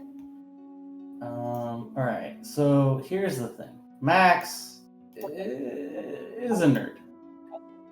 So he's thinking about how sunlight refracts based on your altitude, the evening sky at sea level is different from the evening sky from the top of, the colors you get change because of refraction of the light, right? Okay. Can he figure out what altitude we're at? Is this the sky of a high place or is this the sky of a low place? You know what I mean? I'll say sure. It feels like a high place. Yeah. And Max is still trying to figure out if they're in the sky. He has no idea, and he's super pissed about it. You can kind of see that in his robot face. Okay. Yeah, what you guys see, I will say each of you have taken a peek out. No moving the party. You guys are still right here. You guys have each peeked out of this little grate, and what you see is now, you see the city street. You guys get a little bit more ambitious each time as the streets are starting to clear out. And you see buildings, market to the north that's closing up with people with little lanterns. You notice that they are Whitstone lanterns. You're picking up on that kind of detail now. And this very unusual building directly to your northeast that you guys are close to. Conical shaped building with series of stairs leading up high. The Whitstone lanterns you're talking about, is that just like the Whitstones that we have, or is it a mechanism? They look like the little lights that you've found from time to time in the old ruins of the gnomish cities. Like they are a much smaller candle flame sized stone that gives off enough light just to make the mechanism of the lantern work. We don't have any of those, do we? No, you never stole one of those lanterns, no. You have Whitstones, but not connected to an actual lantern. That's what I meant. It's not just the Whitstone, it's a mechanism with the Whitstone in it. Yes, correct. All right. That's what I was asking. The sun gets low, low, low. You do get the sense, Max, that like you guys must be up high based on the way that the sunlight is reflecting into like the clouds. And the clouds that you're seeing, it's weird. Like there's a fogginess about you. That overcastness that you were like, the sun is not as strong. Like you feel like you're in a rainforest almost, that it's so cloudy and hazy. Are there still visible clouds in the quote unquote sky above us? Or are the only clouds that are present like at our level? There are higher clouds also, but you're definitely like feeling like you're in a cloud also. Now GM, this is crucial. This is so crucial. Sure. Clouds look different at different altitudes because of pressure changes. As we know, the donut creates an atmospheric sheath around it. Yep. And because of that, just the way that the water vapor behaves differs at different heights above the donut. Yeah. So my question is, are those clouds that we can see that are quote unquote above us in the sky, are they lower than they should? He's trying. Max is swinging, dude. Max isn't a flat earther. Max is a donut earther. What do you mean? That's just like, everyone knows that that's the case. You do get the sense that I'm you see. I was trying to use the common parlance, but us at the academy, we call it the Taurus. Yeah, Taurus. Yeah, you do get the sense that the clouds above this kind of foggy zone that you're in, that you can see through. The fog moves and you can see through it at times, especially with the light, the way it is low now. You do get the sense that like the upper clouds that you see are like super high clouds. I don't know what they're called. I'm not a weatherman. I think they're like stratus clouds. You get that sense that they are very wispy, thin, high clouds that are above you. You do not see the big, fluffy nucleonimbus clouds that you've studied when you took that extra elective at the at the Planet about weather. Hey man, I got my 2 ranks in geography. Okay. Yeah. All right. So what we're saying is that either we're at the top of an extremely high mountain, or we are in a floating city. Correct. Max is no longer pissy. And you do smell like sea air all about you. There is a distinct smell of that sea air, the chlorides in the air. Chlorides. Are there any seas on the top of a really high mountain? Are there any, you mean like Lake Titicaca, like massive lakes? I mean, you're saying that we smell the sea and we're on the top of a mountain. I'm just wondering if those are 2 different aspects to a place that would pretty much make it unique in my brain. Like, there's not a lot of seas that like on the top of Mount Everest. So I'm thinking, like, does that give us any clue as to where we are? Oh boy.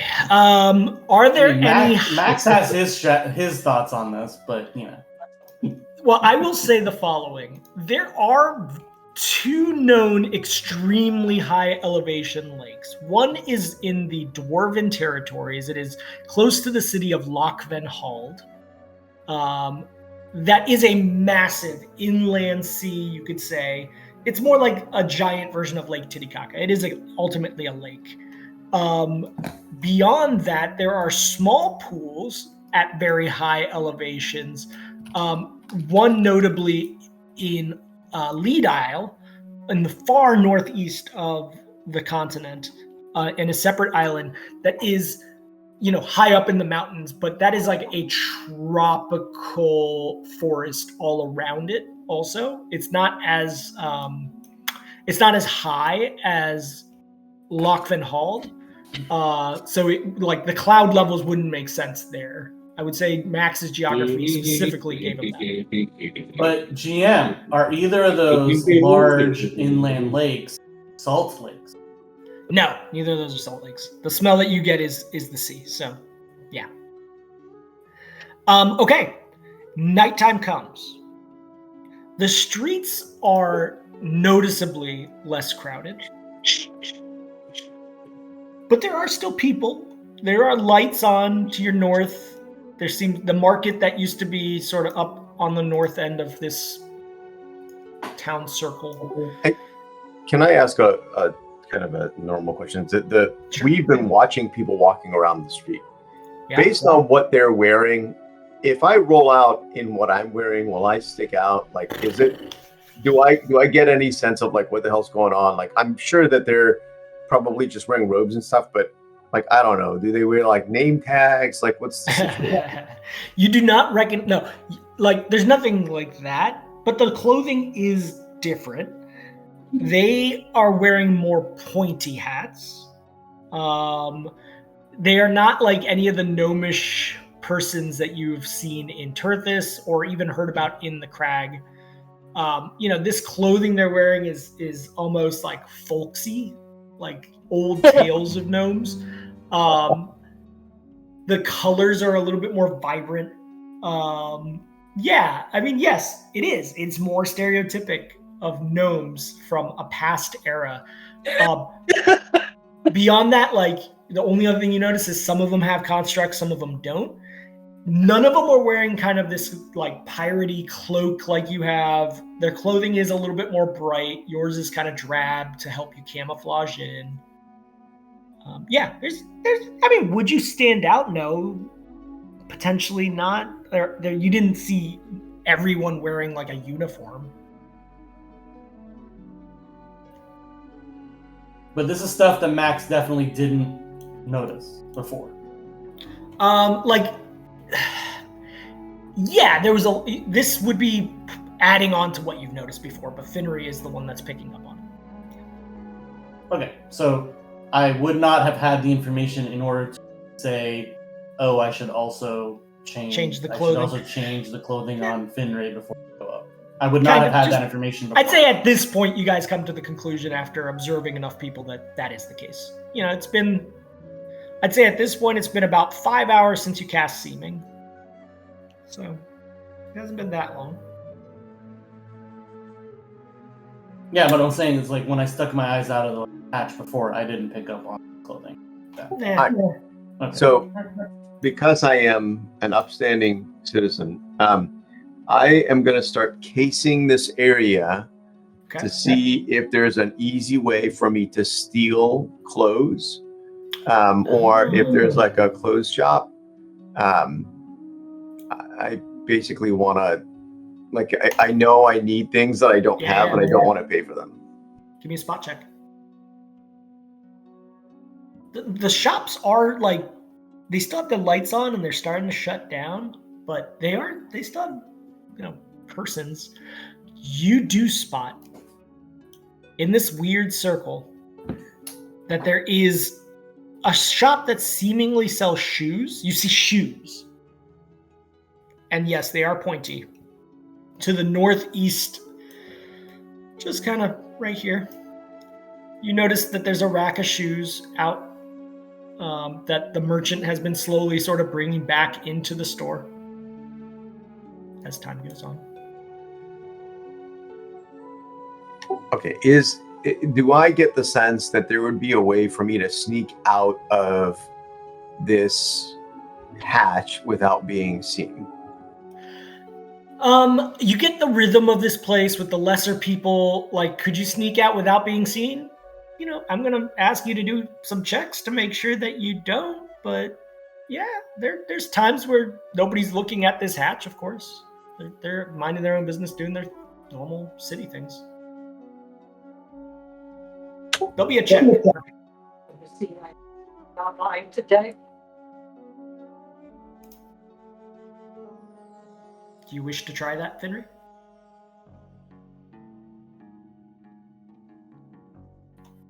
Is there a place close by that is in the shadows that I see that would allow me to, if I could get there, I would be hidden? Yeah, I mean, there's a lot of, this is a busy street with various crates and things. There's plenty of places for you to get to and hide. If you're trying to get it in between here and the shoe shop, there's kind of like little stone nooks by the staircase of this strange building. There's various, there's little like hidden things. You also notice that there's a stand directly next to you guys. But there's nothing on this particular market stand outside of you. So within 50 feet of me, the distance is important. I am looking for a shadowy corner within 50 feet. Okay. Here is, I mean, the measurements are correct on this map. So here is 50 feet. That's 50 feet right there.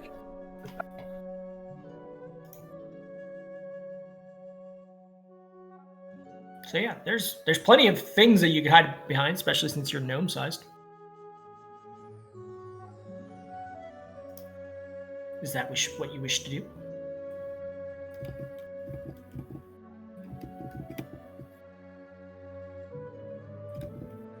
All right. Yeah. I can shadow John up to 50 feet. As long as the place that I go to is in shadow, because I literally pop out of the shadow, I think it would be largely unseen. And I'm telling this to the group. Right? So as long as there's not a ton of people, I can probably get out of here without too much of an issue. And then I can try to get us enough. I can figure out a way to get us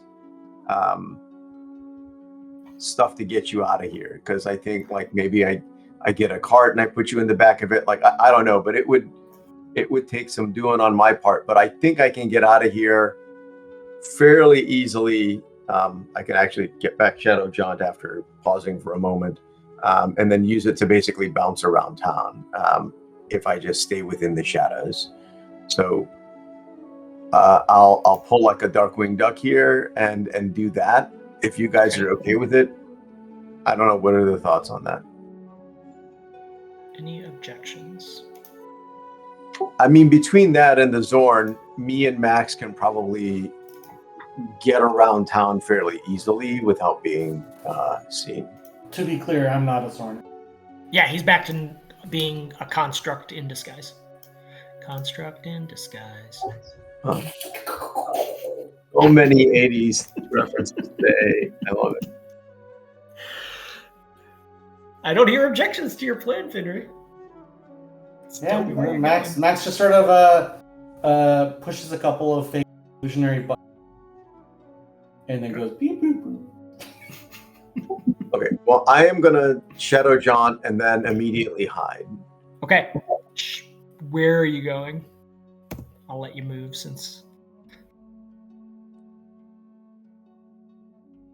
Anywhere in this red circle. I mean, I'm assuming like I can't see behind myself, but like I feel like there's some...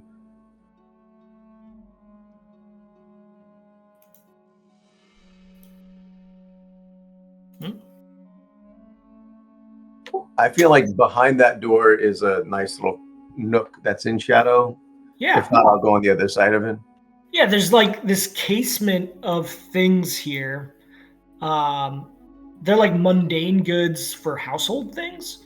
But yeah, you're able to easily hide behind that little like shelf set, especially at your size. Okay, so here's the fun part. You do pass.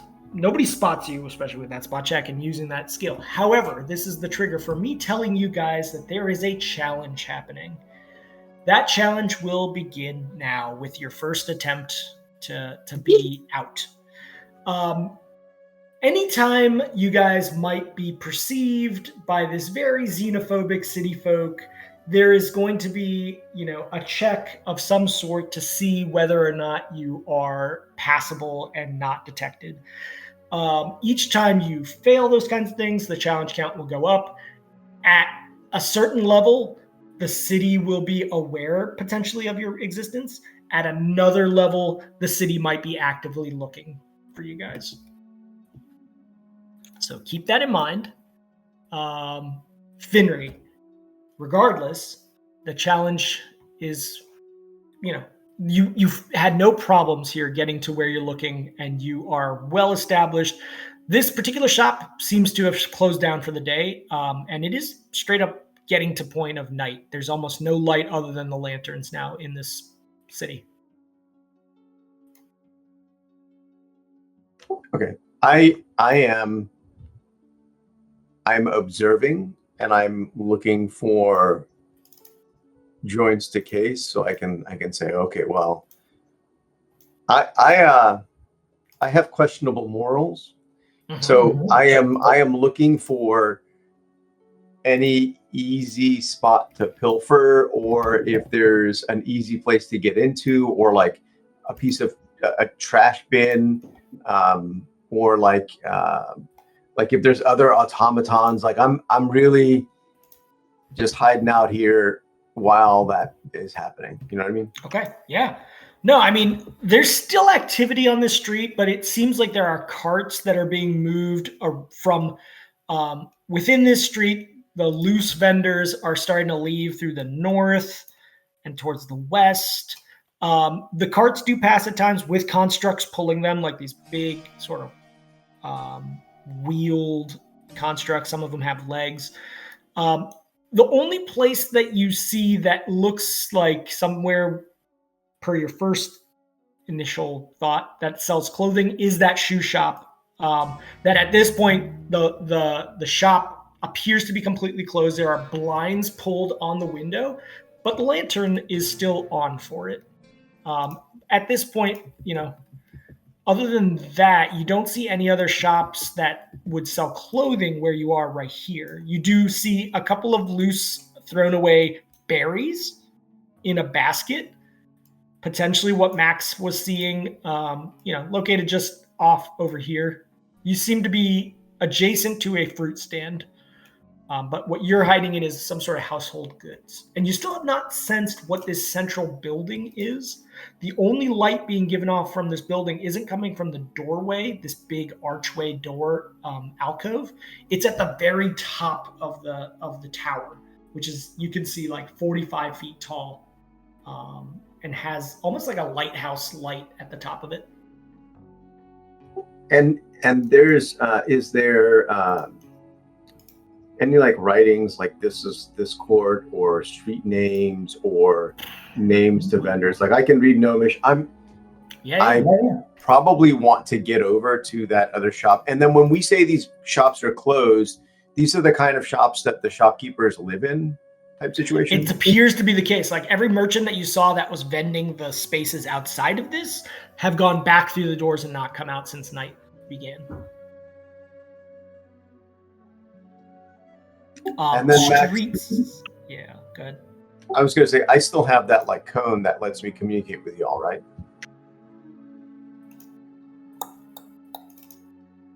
Question. Oh. Cone of message. Yes, you do have cone of message as long as you can point a finger at the being you're trying to talk to, which I would say you still have connection to them via that. Twice per day. So what are you whispering back? Is it a casting of the message spell twice a day, or is it a message? It's a casting of the message spell, so it does last more than a single message.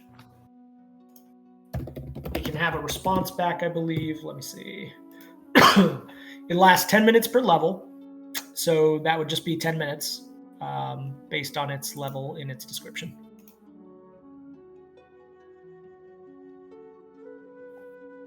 So, what are you saying there, Finry? I mean, I also have message as a spell. Like, You do. I think it's.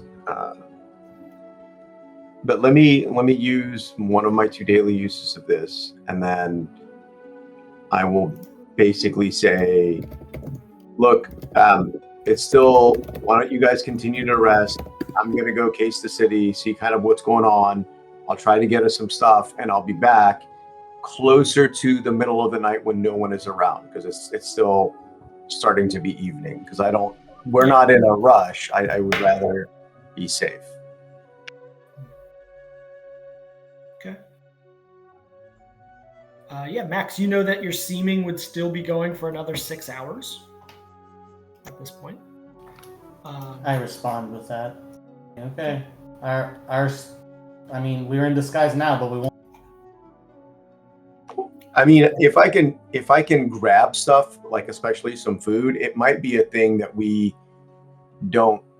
not in a rush to get out of here. We can probably rest for another day if I can get us some food, and then when we have a better idea of what we do, we can redisguise. Like, that's just putting that out there. Okay. Even if we go out now in disguise, I don't know where we're going to. There's like, we'd just be walking around the city, and then we'd have to find another place to hide, right? Mm-hmm. So, with no objection, where is it that you're trying to get out of? Right now, you're within hand reach of that discarded berries basket. Well, I have proposed a plan. I'm not like assuming that everybody's going to want to do it, because I mean, Max doesn't have any arguments against what you're nodding his head, you know. Gnomish reconnaissance. So hold on. So if we're in a skills challenge, does that mean we're supposed to do stuff too? So it's not quite a skills like challenge in that you get to pick how you're like, you will get to pick a skill that's attributable, but sometimes it'll just be staying out of a situation. It's not truly like a sequential skills challenge that goes around the table each time. It's just that when you fail certain things in this scenario, the challenge sort of elevates to a next level. Think of it more as like a background counter than a specific skills challenge. So the immediate thing is to get clothes for me, because I think I need to look like a local. So okay. I am going to try to, because the way that my sword sage things go is, as long as I have, I think, a full round, I can get one of my skills back. Mm-hmm. So I can bamf again up to 50 feet and hide again.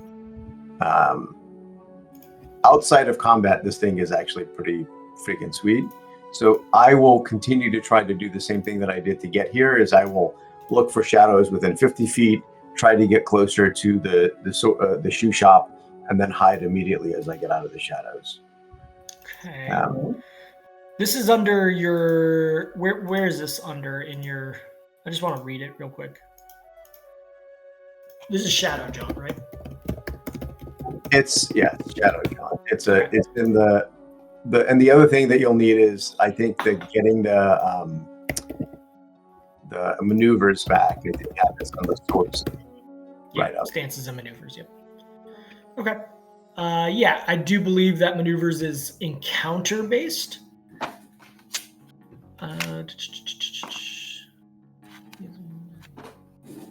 Yeah, always available as long as you have sort of a few minutes. I will say, because you've reset and sort of found yourself behind this and regathered, nobody's affecting you. You would be able to use Shadow Jaunt again. This isn't like a bang situation. So, where are you going? Oh, yeah, thank you. And I can drop the link of that too, but if you just Google that's good. I'm just trying to get to the next alcove that's closer to the. I don't know how many alcoves I'll need to kind of go around the Sure. circle to get to that shoe shop, but I will do it again. Okay. Yeah, there's kind of a nook that you can see behind this tower, and there's also another shop here that has walls that kind of are concave that you could jump to. Okay. Yeah. You do get there. You get a different sense of the direction of this city now, like just from a different view. You do see that this alleyway to your west continues a long way down. There is a small alleyway now that you can see to the east. And you see this shoe shop previously seemingly completely closed down. No shoes on the exterior of it. You do notice one thing, a sign that says "Fine Clothier" in Gnomish. You asked about signage and things. You don't see any street names to any of this, but you do see numbers, Gnomish numbers on each of the different sort of stalls here that look to be sequential like an address. Cool. I will try to jump close to the shoe shop, and I'm doing this when there's nobody around. Okay. Yeah, you're kind of waiting and pending. I will say that because of the nature of your shadow jaunt and the previous hide, I'm still holding that in this situation. So yeah, you're able to jump over after some meditating, I suppose. Okay. With that, you are in front of this shop. There is no clothing or shoes outside at this point. The small window appears to be operable. There is a curtain closed on it, and you do not get the sense of any light coming through those curtains from inside. So I'm listening inside there's no sounds coming in. And is this one of those where if there's a shop on the first floor, the residence is on the second floor? Like, I'm looking in the window. Yeah, to the rest of the group, like the size of these buildings would not seem like it would be two-story, but as a halfling and now gnome, like these are two-story buildings for sure. So it would make sense to you that there'd be a shop lower level and residence above. Okay. Are you looking up at you'd have to step out into the street to look into if there are any windows on the second floor.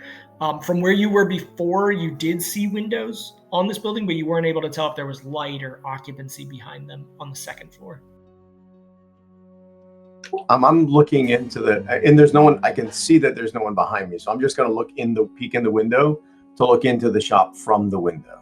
Okay, from the first floor, yeah. Yeah, and I'm also going to see if the window is unlocked. Okay. You do peek through.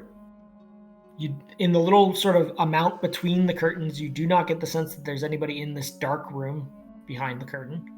And you also do notice that the window operable and not locked. There is no locking mechanism at all on this window. I'm going to slide open the window. I'm going to jump into the window or move silently through the window. And then I'm going to close the window behind me and hide. And that is when I'm going to ask you to do a move silent check, which should be pretty much automatic for you. The rest of the group, are you guys observing through the manhole while Finry's doing this, as best as you could? Or like, what else are you guys doing? Playing cards? Yeah, I'm just I think just kind of wait and see at this moment. Just watching around, looking to see for any movement, see the general goings on in the late night in this area. You watch as Finry, now in view of you, slips into that shop he was eyeing before, Adolfir. You do not notice any change in the way upstairs appears. From your angle, you can see that there is a light on upstairs. But there's no change, there's no silhouettes, movement that you can tell. Sound-wise in the city, you do hear the sounds of carts still moving and constructs still moving. Hey, so +10 on that spot check. I'm going to be using the lens. Noted. That's more for like tracking and survival, but noted. I mean, you don't with your spot, you don't spot anything pertinent from this angle. Same with you, Lane Ray. From this angle, it's tricky. Like what you can see is kind of blocked by this weird pyramid-y shaped tower in front of you, other than where Finry just went into. So GM. Yeah. For Max's action, he's not even trying to keep track of where freaking Finray went. He is smoke in the so hard as far as Max is concerned. Yeah. But this structure in the middle has captured Max's imagination. For sure. He's seeing similarities between this structure and the hats that everybody's wearing here. He's seeing like the circular portal at the front. Very interesting. He's trying to see, like, is there some sort of arcane meaning to this building? Is this building important in civil society? Is there any hint of like, he's trying to analyze this building and trying to figure out in this context, what the fuck is this thing, right? Yeah, give me a knowledge engineering. Sure. It's gonna replace sort of architecture in this case. Okay. Not a great check, but what you get the sense of, you have read about arcane mages' towers. And like, it's comically like stereotypical in its shape, similar to that. Like a mage's tower. Okay. How tall does it go? Because it goes 45 feet up. Yeah, 45. Above the like plinth of stairs that go, it goes higher 45 feet. Is there any like balconies or windows up top, or is it just the... Yeah, there is definitely some sort of like tower opening at the top of it that has a light that is buzzing at times, kind of like humming, in its pulsing, let's say, not necessarily a sound, but its light is like glowing and diminishing, not like a lantern, but more like the like when a bug zapper goes off at times. Okay, can Max try to figure out if that's a magical effect at the top? Sure, yeah. Like you can spellcraft check? Yeah, you can do spellcraft. Yes, you believe that there is some sort of abjuration protection around specifically this building being powered from that element at the top. Back to Finry. Finry, with your move silent, you are able to just slump your way in almost weightlessly into the shop. And you notice that your sound is even more muffled when you land into a nice, neat stack of folded clothing. Bluish, reddish, orange colors. Not the kind of thing you would ever be caught wearing normally. All right, I'm going to look around this area. Inside the store, I am specifically looking for the most functional but dark set of clothing. Like, I don't need flashy. I need something that's like probably will not detract from my moving in the night. What you found in this store as you look around is this, like, you get the sense, you don't know this culture, but it's all kind of flashy, and it's not clear if this is like a particularly aristocratic store, but it is fine clothing. Like, the material, you could tell, even out of context of this particular culture, is crafted well. You do not find anything that is drab or mundane. This is a store that sells clothing to people who want a peacock.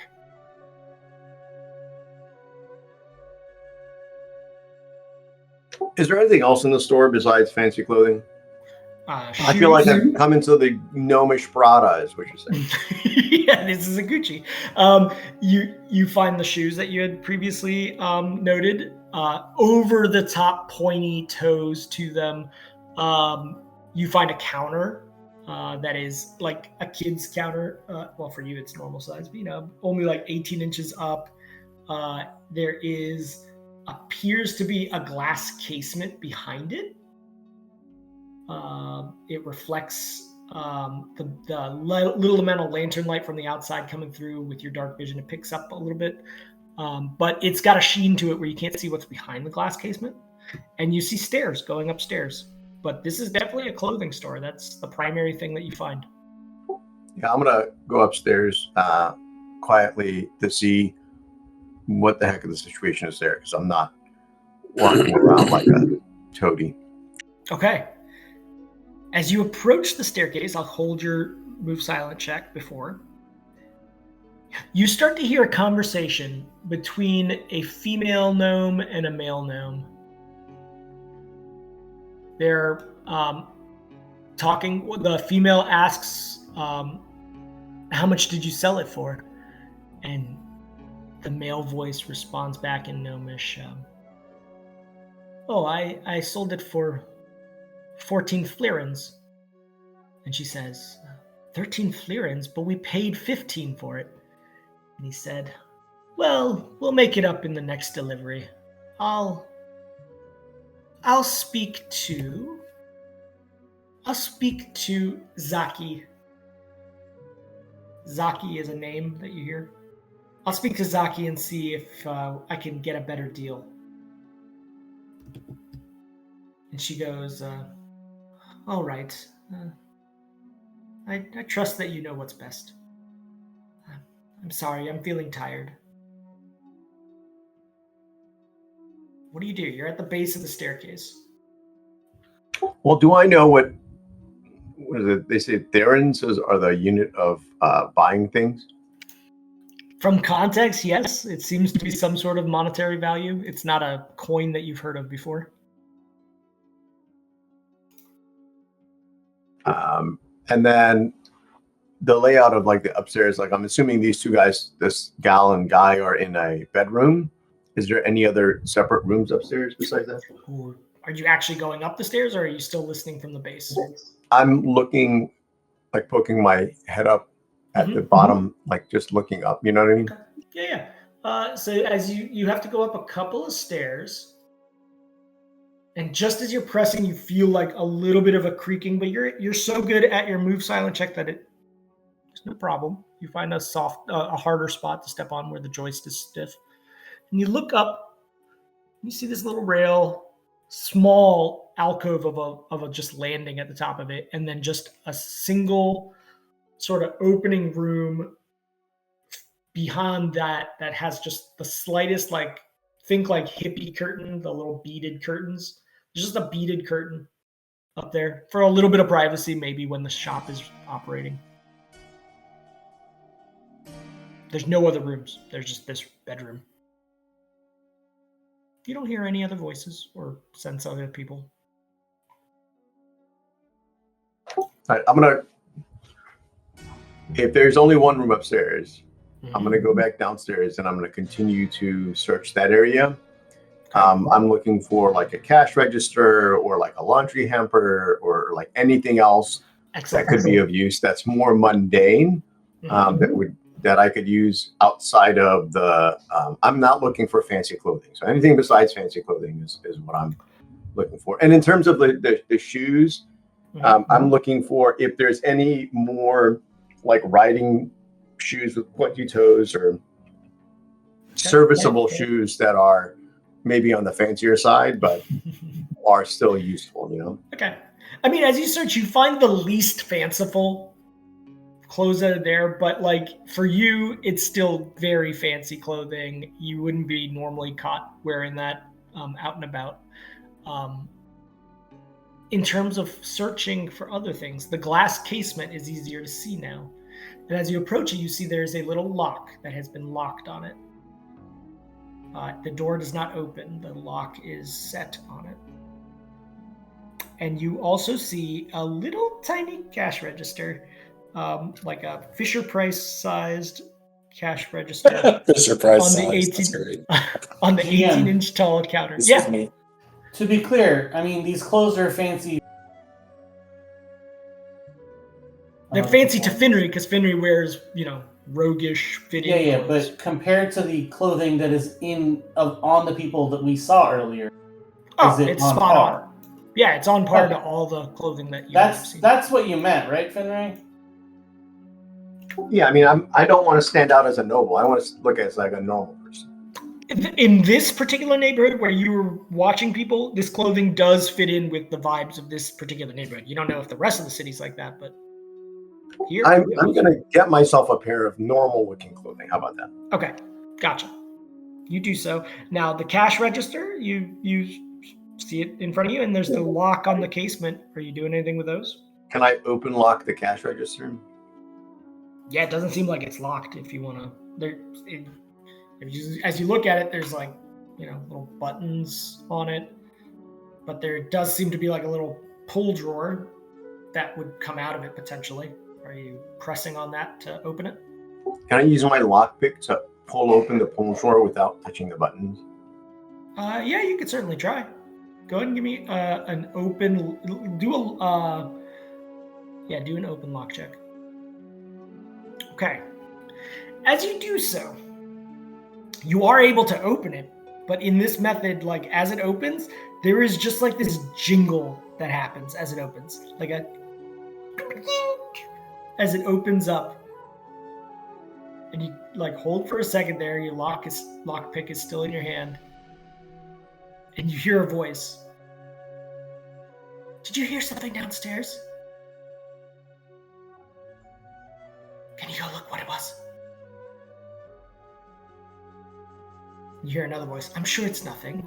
There's nothing to be afraid of here. I don't know. I heard something. What are you doing?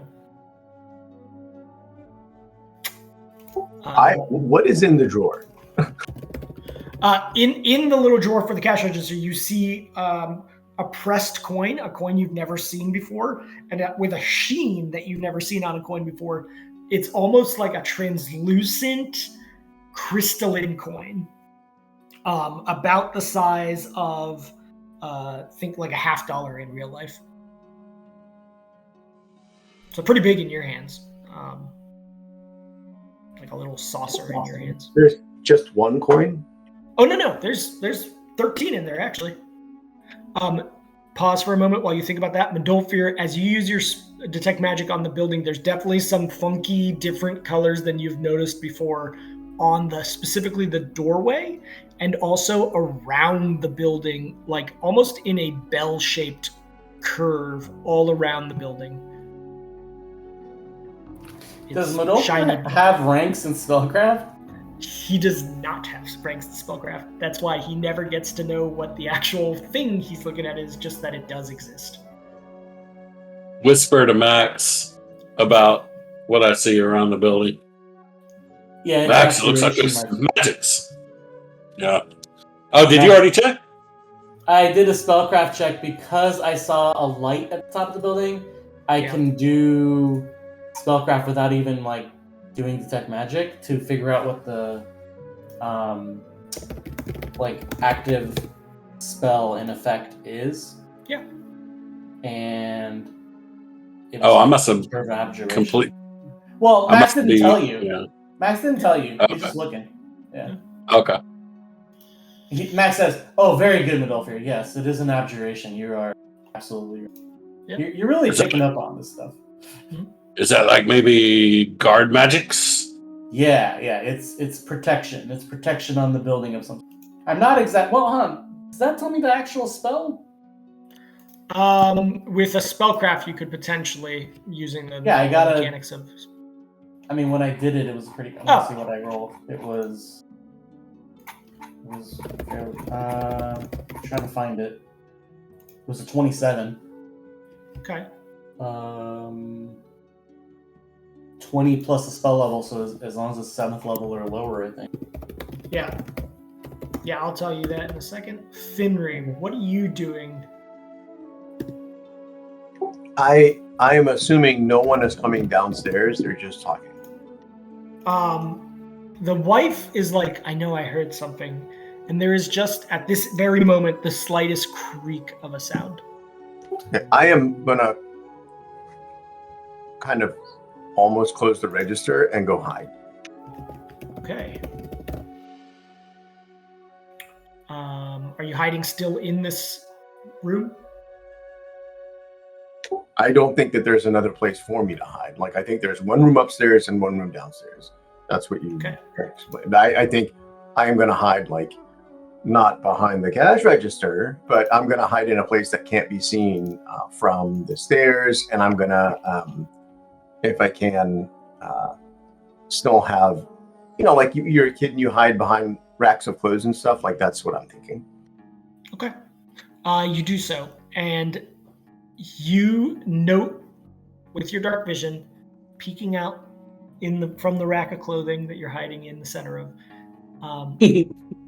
a gnome coming down wearing a comical pajama floppy hat, like Santa Claus hat, that's flopped to one side, and like really luxurious silk, like sleeping, like a onesie. What do you call that?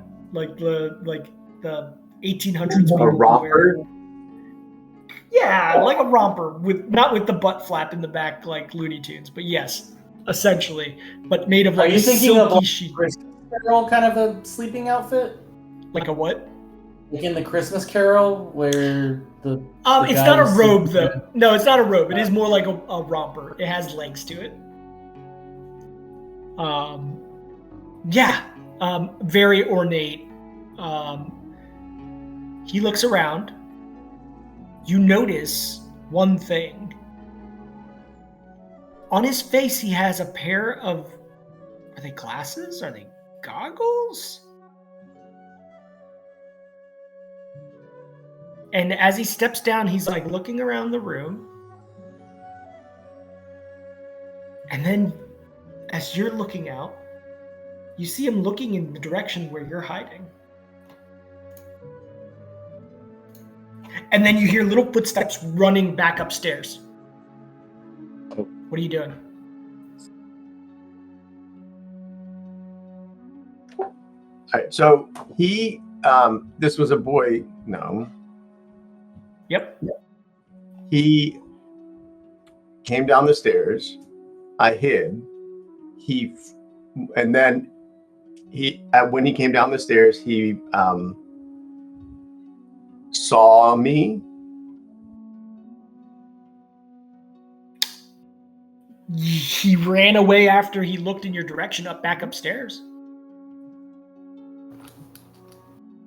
He's got like a lens of. When you get the shoddy, dude. Great. I am going to do this. Mm-hmm. Because this is when I have to be a not nice person. Okay.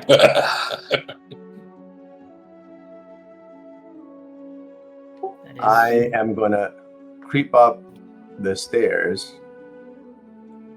And then I'm going to, as soon as I get within 20 feet of him, he's going to notice the silence, right? So I can no longer afford to be hidden. So I'm just going to roll up the stairs and then get through the beaded curtain. Okay, hold 1 second. You are going up the stairs. You heard this. I just want to make sure. You heard the scattering of feet back upstairs. You take a few seconds to think about what you just saw. Then you're going to follow right up the stairs, right? Quickly. No, so here's the thing. I'm a thief. I'm also an assassin. As soon as someone notices me, I flip, right? And I go from being a thief to being an assassin. And the first thing I do is I cast silence on myself and I run after the dude that sees me.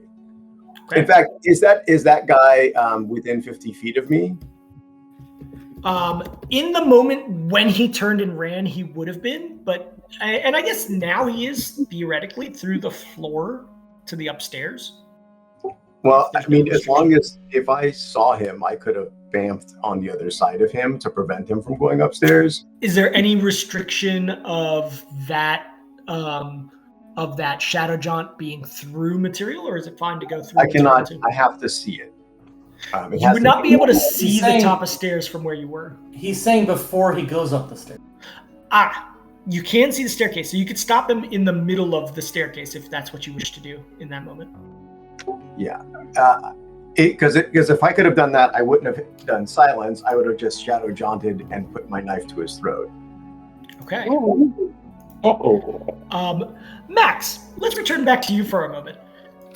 With your spellcraft check, you do determine that the spell in effect is a spell called Turbidity.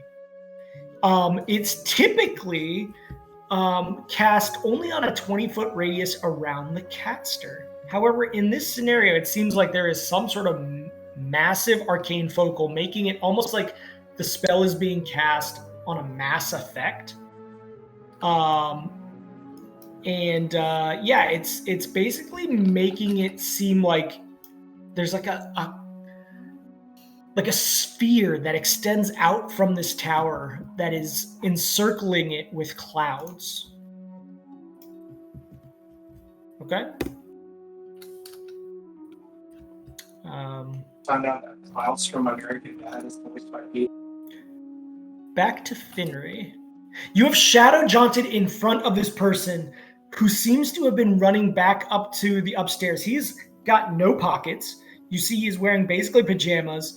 And as you jump in front of him, he instinctively kind of like puts his hands up in like a comical, like fighting Irish Notre Dame stance. I won't. He has not said a word yet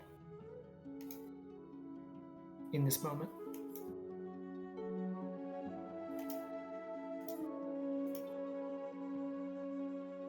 What are you doing?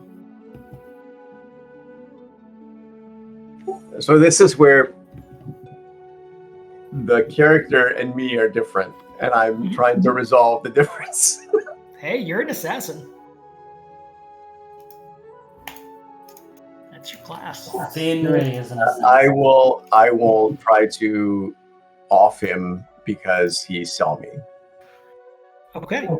This is going to be a not nice moment for me, and I'm not sure how I feel about it. But I would, Finry, the new Finry 2.0 would have totally offed him, even though I don't think that's the right thing to do. Finry would have done it.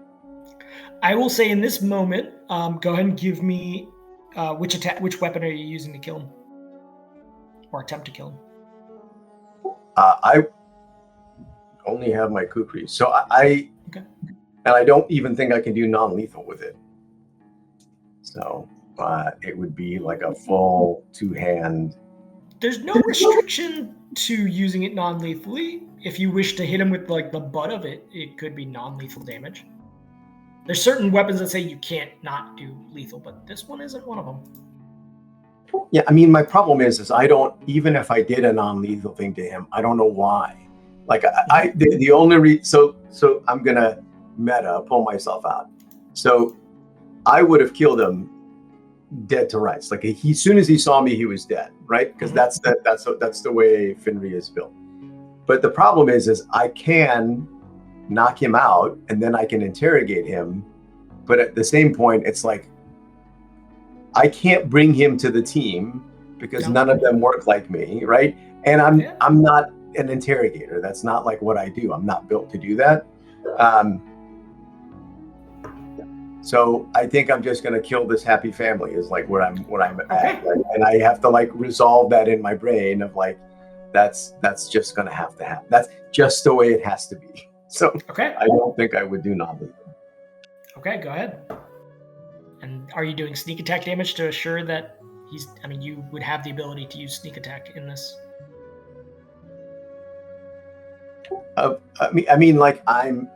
Yes. Okay. I guess that's the thing. Yeah. Didn't he already see him? Because he's catching him essentially like he has jumped in such a way that he would not have expected him in this position. So no, it's almost like he's reappeared as a second person that he wasn't aware of. So I would say that capability is still in play here for this person. So go ahead and roll that. The rest of you kind of like playing cards, looking up.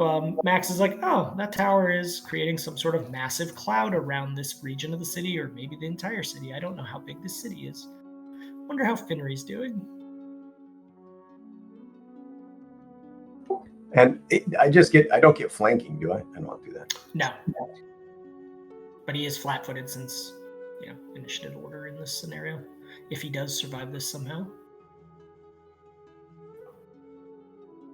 Outside of rolling a 1.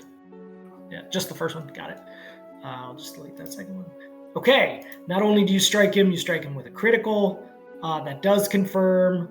And the sneak attack damage is that with the sneak attack? That's not with the sneak attack. No. I didn't hit sneak attack for the first one, so I have to do. Yeah, go ahead and roll that on top. However, it doesn't really matter because between the 8, he would go down to 0, and with the 10, you are able to kill him. You spot just a spot on his neck that he wasn't expecting as he's standing there. You slice his neck. Now, he begins to slump backwards as if he's going to fall back down the stairs. Are you doing anything in that moment? I will grab him so he doesn't make a noise. It doesn't matter. Yeah. I'm going to grab him so he doesn't make a noise. I'm going to gently put him down the stairs. And then I have to go kill his wife. So that's... In this moment of survival, you have attempted to just protect yourselves in a city that is xenophobic. You have killed this merchant. Upstairs, there's no sound. You stop the sound from happening. Upstairs, the wife is like, Esser? Esser, is there anything down there? Are you still going up?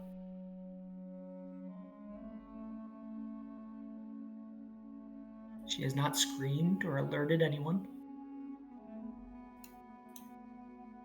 What are you doing, Finnery? Are there any sharp objects that I saw downstairs? I mean, like things that you might find in a clothier, like needles and no, not really. Not like a weapon, no. Not like a scissors? You saw scissors, yeah, for sure. Scissors and a letter knife, yeah.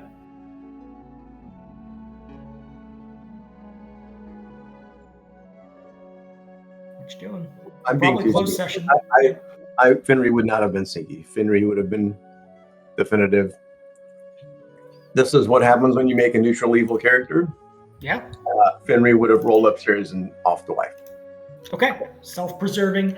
You go ahead and do that. Essentially, it'll be automatic for you. However, I do need you to roll it. Just in case you get like double ones or something, because there might be a reaction in time to that.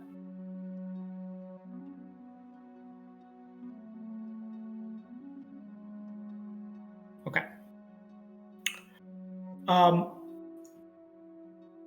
There is the slightest sound of a scream that is heard momentarily by those outside, but it is quickly snuffed out. Like I'm talking like a split second, like a that's heard. That's a high pitch. Finnery, you do not believe there's anybody living still in this building.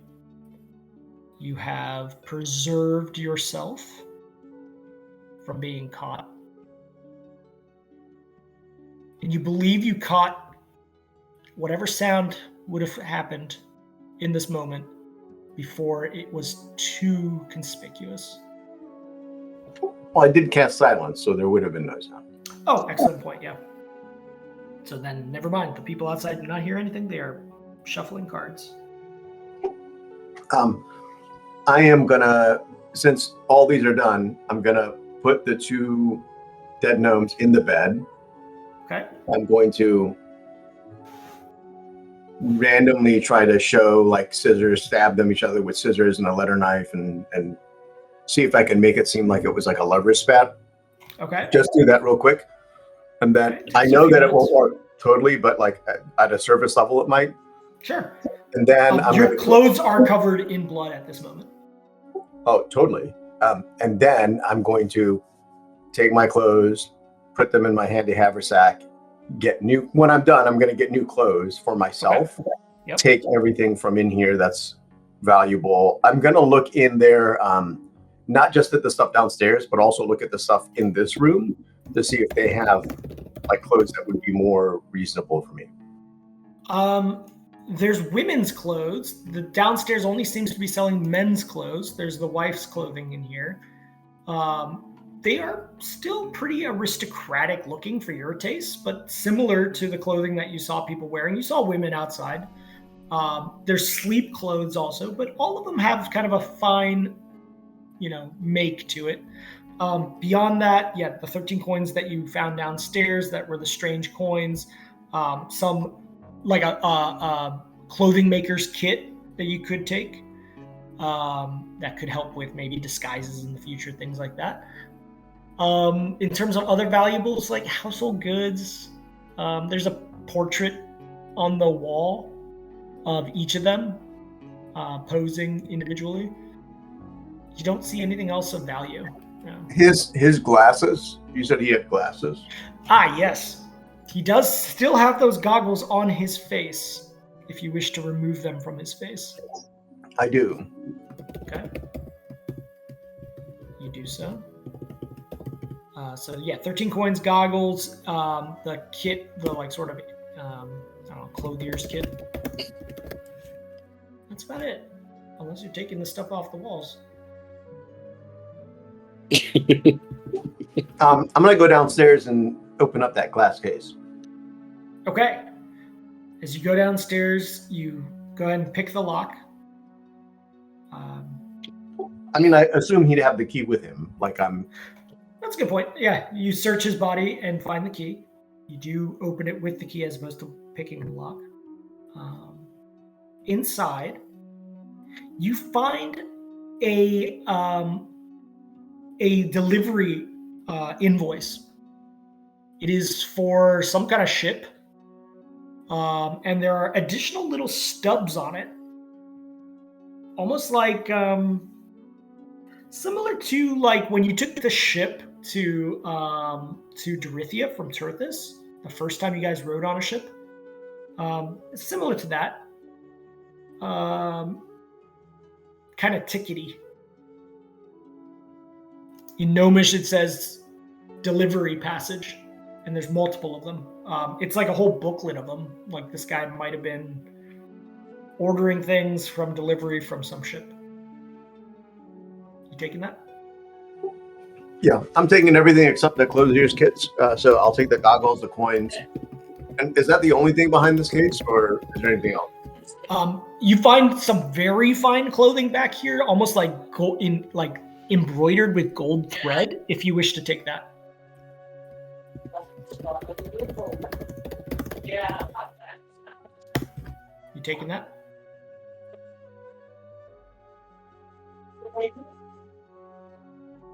No, I don't. Yeah. It's just too bulky. I wouldn't. So, with that, how are you leaving this place?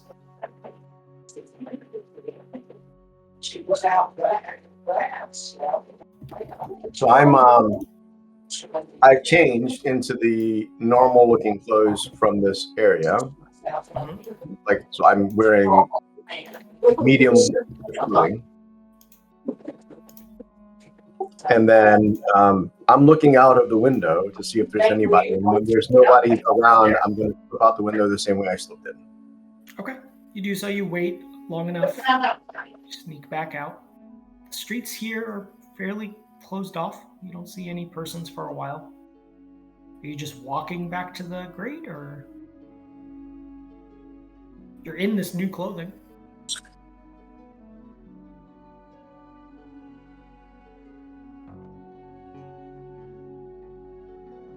What do you choose to do? Is there a place to hide by the man crate? The crate?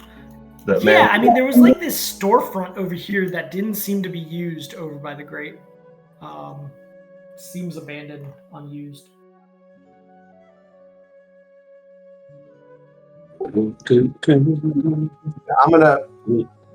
I'll combination of BAMP and walk into that area and hide next to the grate so I can talk to the team. Okay. You BAMF and eventually walk over to next to the grate. you picking up the grate, or are you just talking through a closed grate? Or do you like step on it? What do you do to get? I'm just talking through, and I'm going to slip in one of the coins into the grate to the team so that they can look at one of the strange coins. And if I can, the delivery slip, I'm going to slide in, if they lift it up a little bit, into the grate. Okay. The rest of you are getting a sense back from Finray. You don't know what's happened over the last 20 minutes or so. He slips these items to you. He's dressed in new clothing, pointy shoes. As the grate opens, Medolfir, with your previous spot check, you note from the west a construct pulling something, and a gnome who's holding a weapon by his side,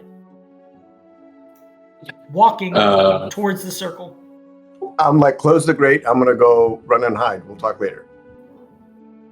Okay. Yep. Finry, as the grate closes and you look just for a split second, you make eye contact with this guard about 40 feet away.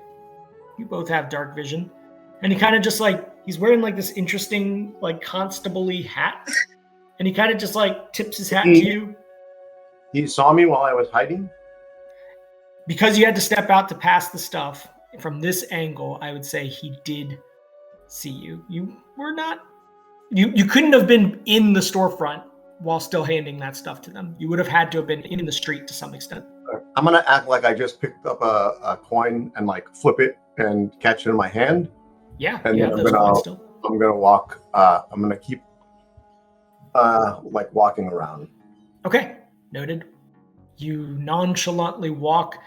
The guardsmen with the construct are moving through. Before he actually gets to the circle, you notice he takes a left and heads down a different path behind this storefront to your north. He's seemingly doesn't care to seem normal enough of a as a confrontation. Okay, I will go back and then hide and talk to them because they can probably still hear me. Yeah, you can talk to them without being out of that storefront. Yeah. Okay. So to close up session, what are you guys discussing, and how do you want to close this out for today? Two things I want to ask the team, and I want to point out is one, I'm not going to say a couple things. I'm not going to say anything about killing people. Probably we'll go over a fart in church. So we're not doing that. But I am going to tell them, I'm like, look, I was able to find new clothes for myself. I picked up some of the local currency. I don't know what it is. I've never seen it before. And there's this delivery ship slip thing that I can't figure out, but it sounds like I heard the guy talking about getting additional deliveries. So it sounds like there's a way to get out of here, but I don't know what you guys want to do, but I can describe the clothes. I can describe the carts, the constable, all that stuff to them. Okay, you do so.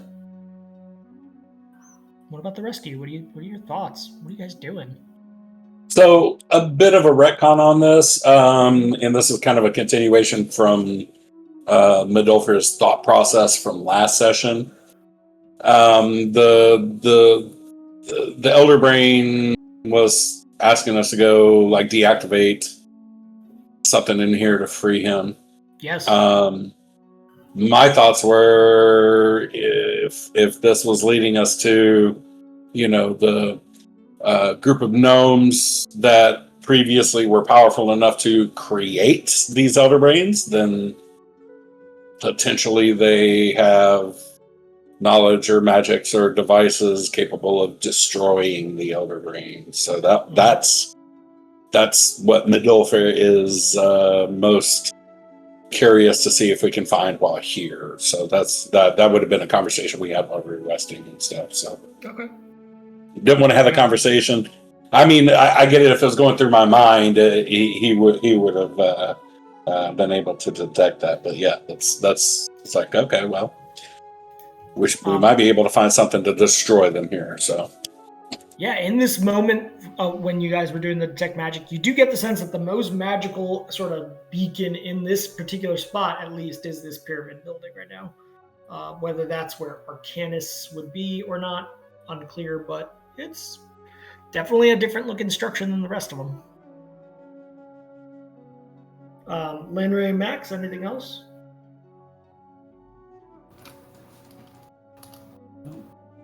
Seeming will be okay. Seeming will be still up. You guys will look like turtles in disguise, or robot turtles in disguise. Some combination thereof of 80s and 90s Saturday morning cartoons. And we'll see if you guys can avoid alerts and alarms next session, as I assume you will be leaving the sewers. All right, guys. Have a good rest of your Sunday. Absolutely. Awesome. All right. All right, gentlemen.